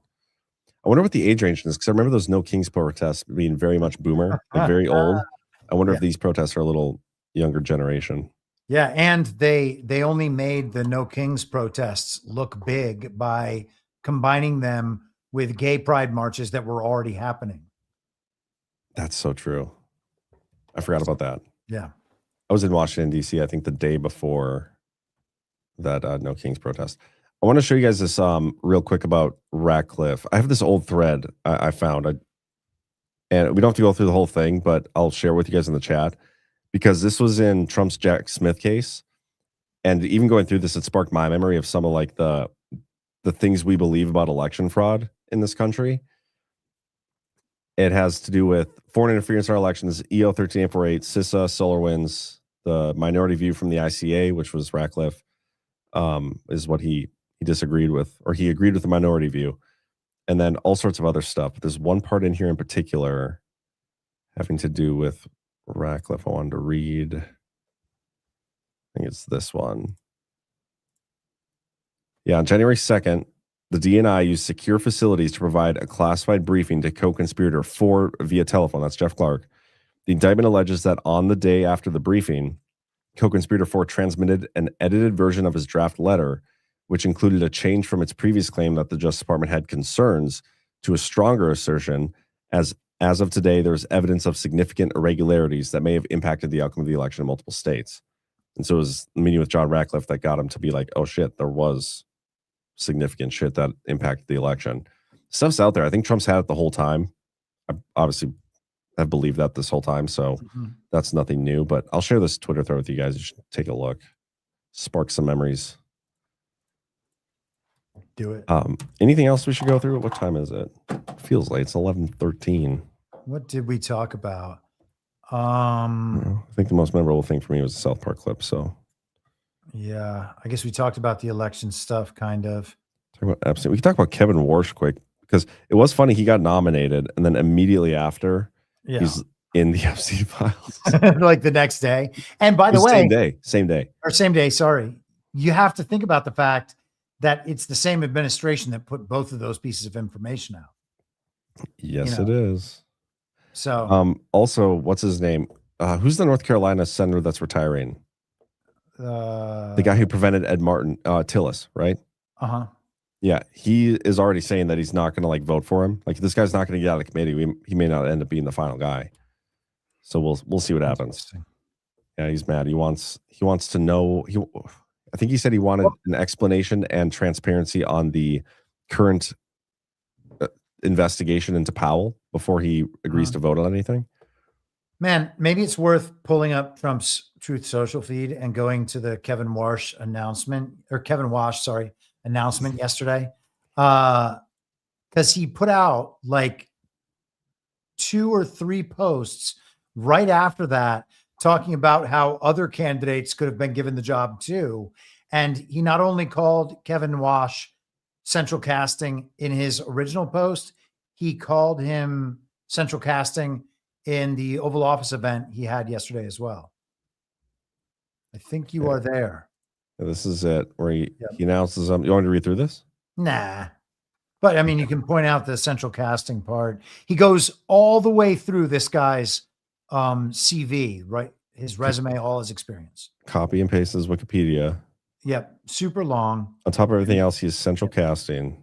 He'll never let you down. I wonder what nice things he said about Powell when he announced him as. We should go back and look. But so his next few posts, Kevin Hassett, he could have been the guy. He is indescribably good, which is why I couldn't give him that position. Wait, what? Yeah. And then there's like 2 more posts after it. He's doing such an outstanding job working with me and my team in the White House that I just didn't want to let him go. Kevin is indescribably good. So as the expression goes, if you can't do better, don't try to fix it. Thank you, Kevin, for doing such a great job. And then Christopher Waller, Rick Ryder, and others were interviewed for the Fed position. They all would have been outstanding and have a great unlimited future with Trump. Such amazing talent in our country. Thank you. He's just telling people about the people that. Yeah, and he did another one about Waller and Ryder today, I think. That's crazy. Okay, but let me go to the Trump's Twitter archive. And let's look up Powell.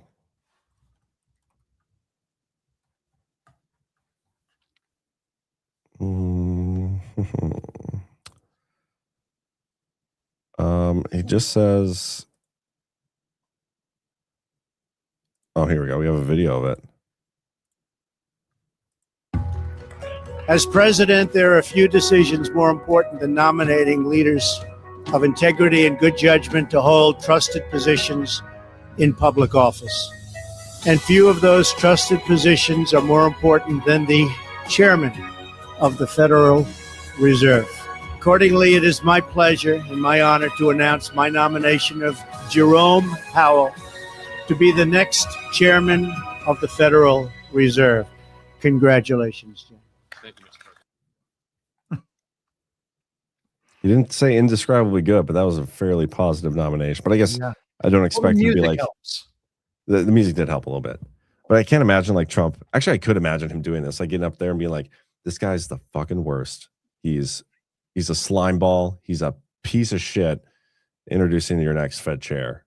I could see him doing that. Anyway, man, let's go through some boosts and rants. Yeah.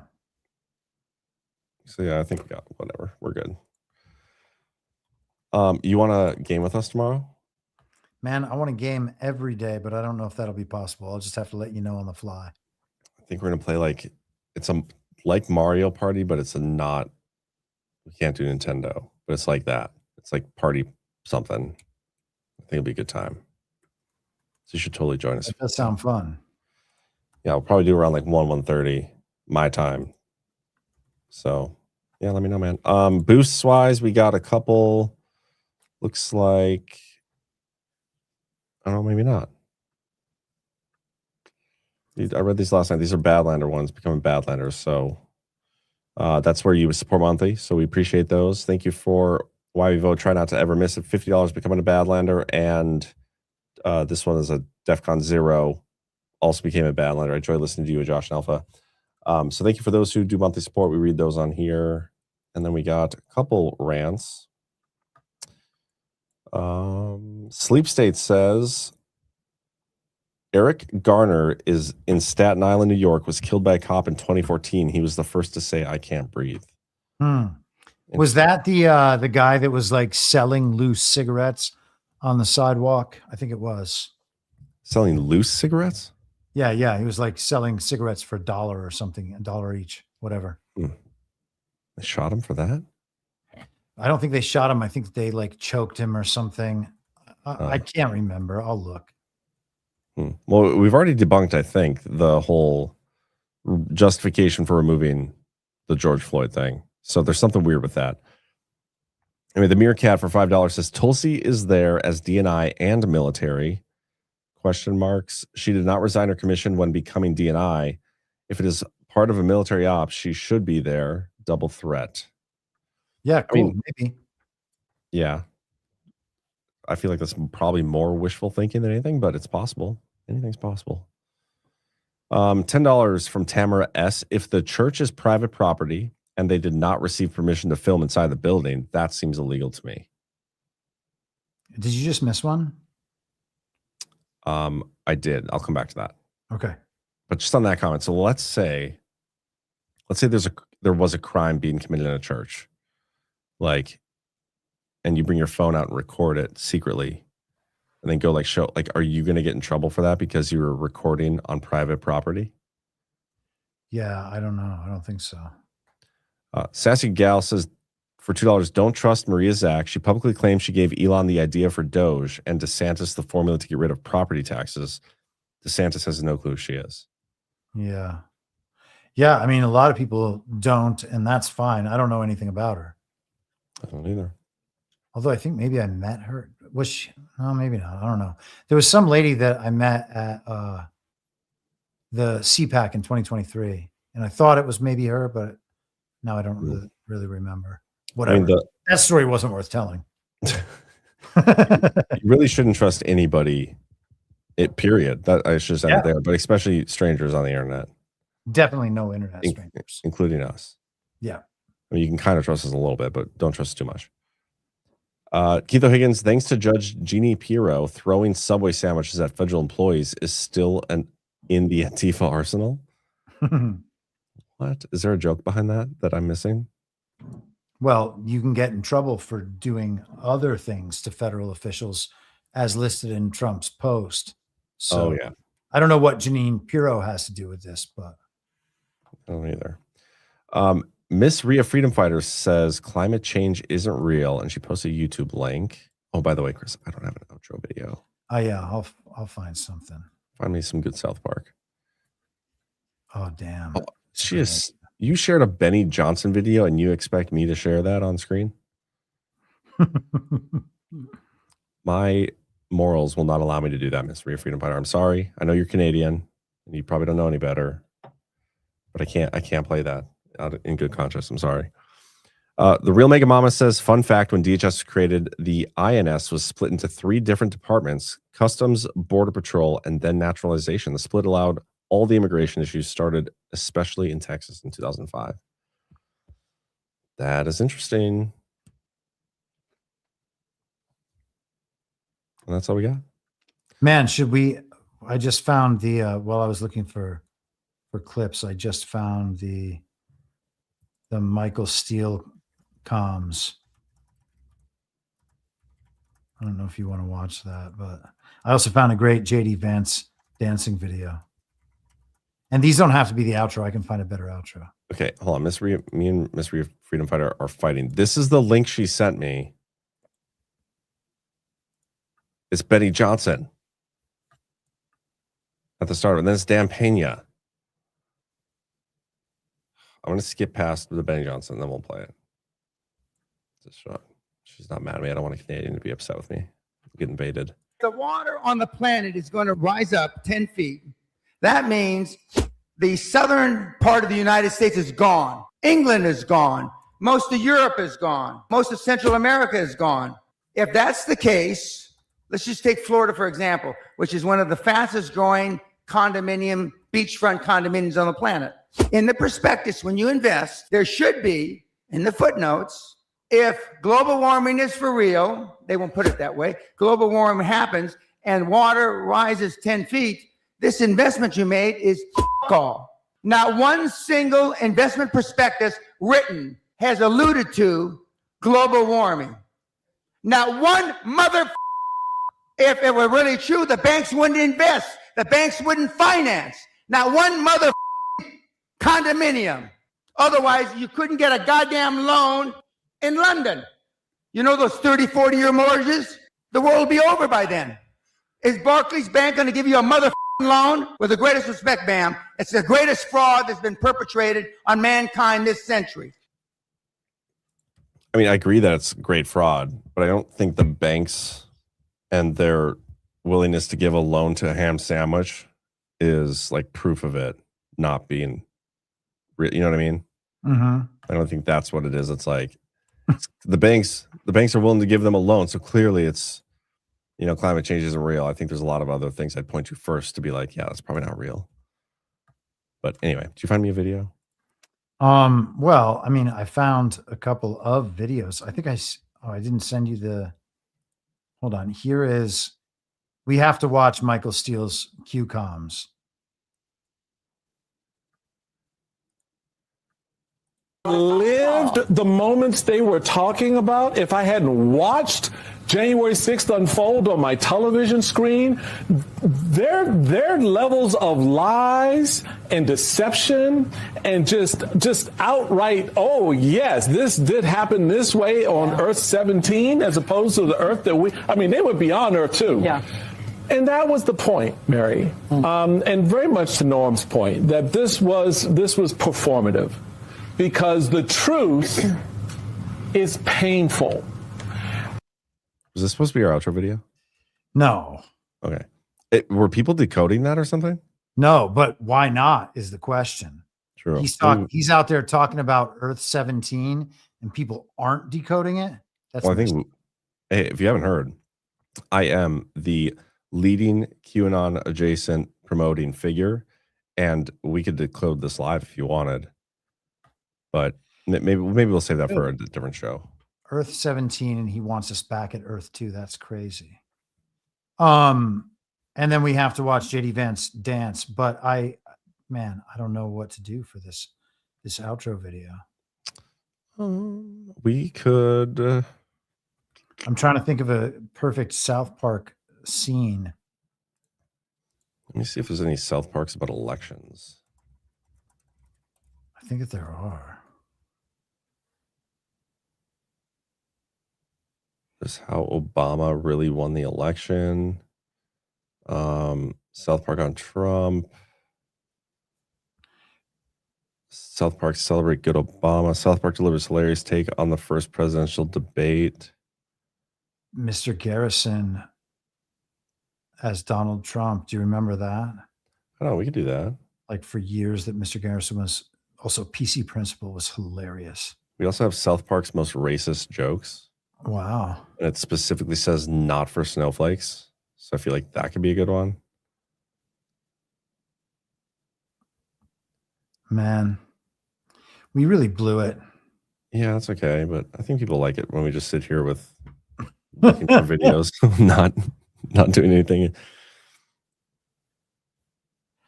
Man, I'm just like looking for South Park videos right now, and it's just so great. I think I got this one. Stan votes for turd sandwich, it's called. Ah. I think we should do this. I don't know what it means, but okay. We'll end with this one. So, guys, do us a favor, hit the thumbs up. Dude, what if how about this one? Garrison nukes Canada. I've seen that. That's a great clip. Take that. We're going to do that just for Miss Rhea Freedom Fighter for making me watch a Benny video. Ooh. Okay. I'm ready when you are. Oh, we got to play the JD clip.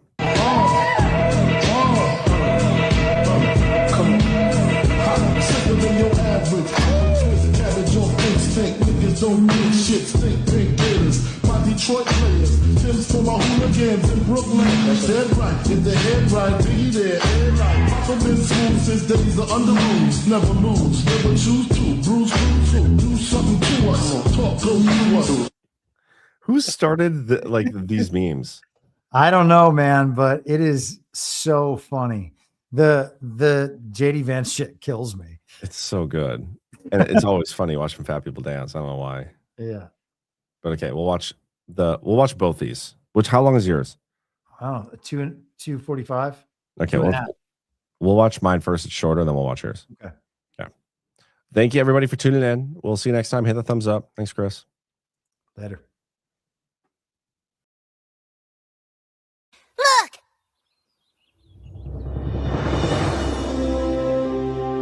Stan! Stan, you came back. Does that mean you learned the importance of voting? I learned that I better get used to having to pick between a douche and a turd sandwich because it's usually the choice I'll have. He's going to vote! He's going to vote! He's going to vote! Let's get out and vote! Let's make our voices heard! We've been given the right to choose between a douche and a turd. It's democracy in action! Put your freedom to the test! A big fat turd or a stupid douche? Which do you like best? Stan's vote brings the total votes for turd sandwich to 36. And Giant Douche has 1,410. Giant Douche still wins. Yeah! Dude, so my vote didn't even really matter.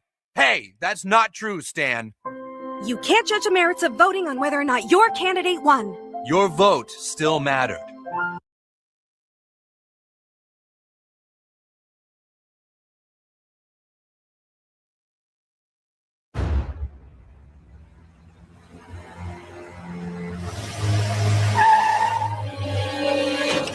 Mr. President, you need to do something about your millennials.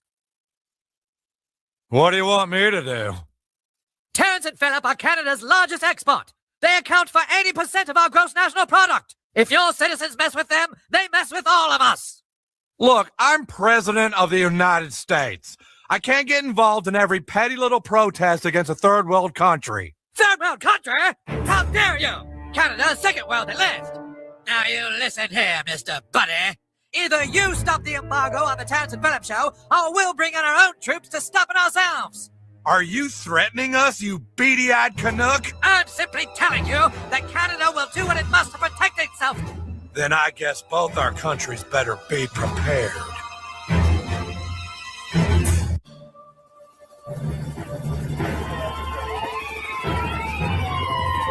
It's the National Guard. The National Guard? It's the president. He wants to talk to you. Yes, this is Millennials Against Canada. Yeah, listen, this thing's kind of escalating. You people need to call it quits. We can't do that, Mr. President. Someone has to do what's right. What exactly do you want? What do I want? I want a world where laughter doesn't come at someone else's expense. Where people can live freely without fear of being farted on. I want a world where you aren't ridiculed for trying to help. A world where a nice girl that I liked isn't turned into another Eric Cartman. These Canadians are in the way of that world, and everything they do and everything they have done needs to be erased from the earth. Jeez, I got a little chub. We'll walk upon the water, we'll rise above the mess. We'll take the world together, we'll take them by the hand. 'Cause I got a hand for you. Yes, I did. I saw your head was down, your eyes were red.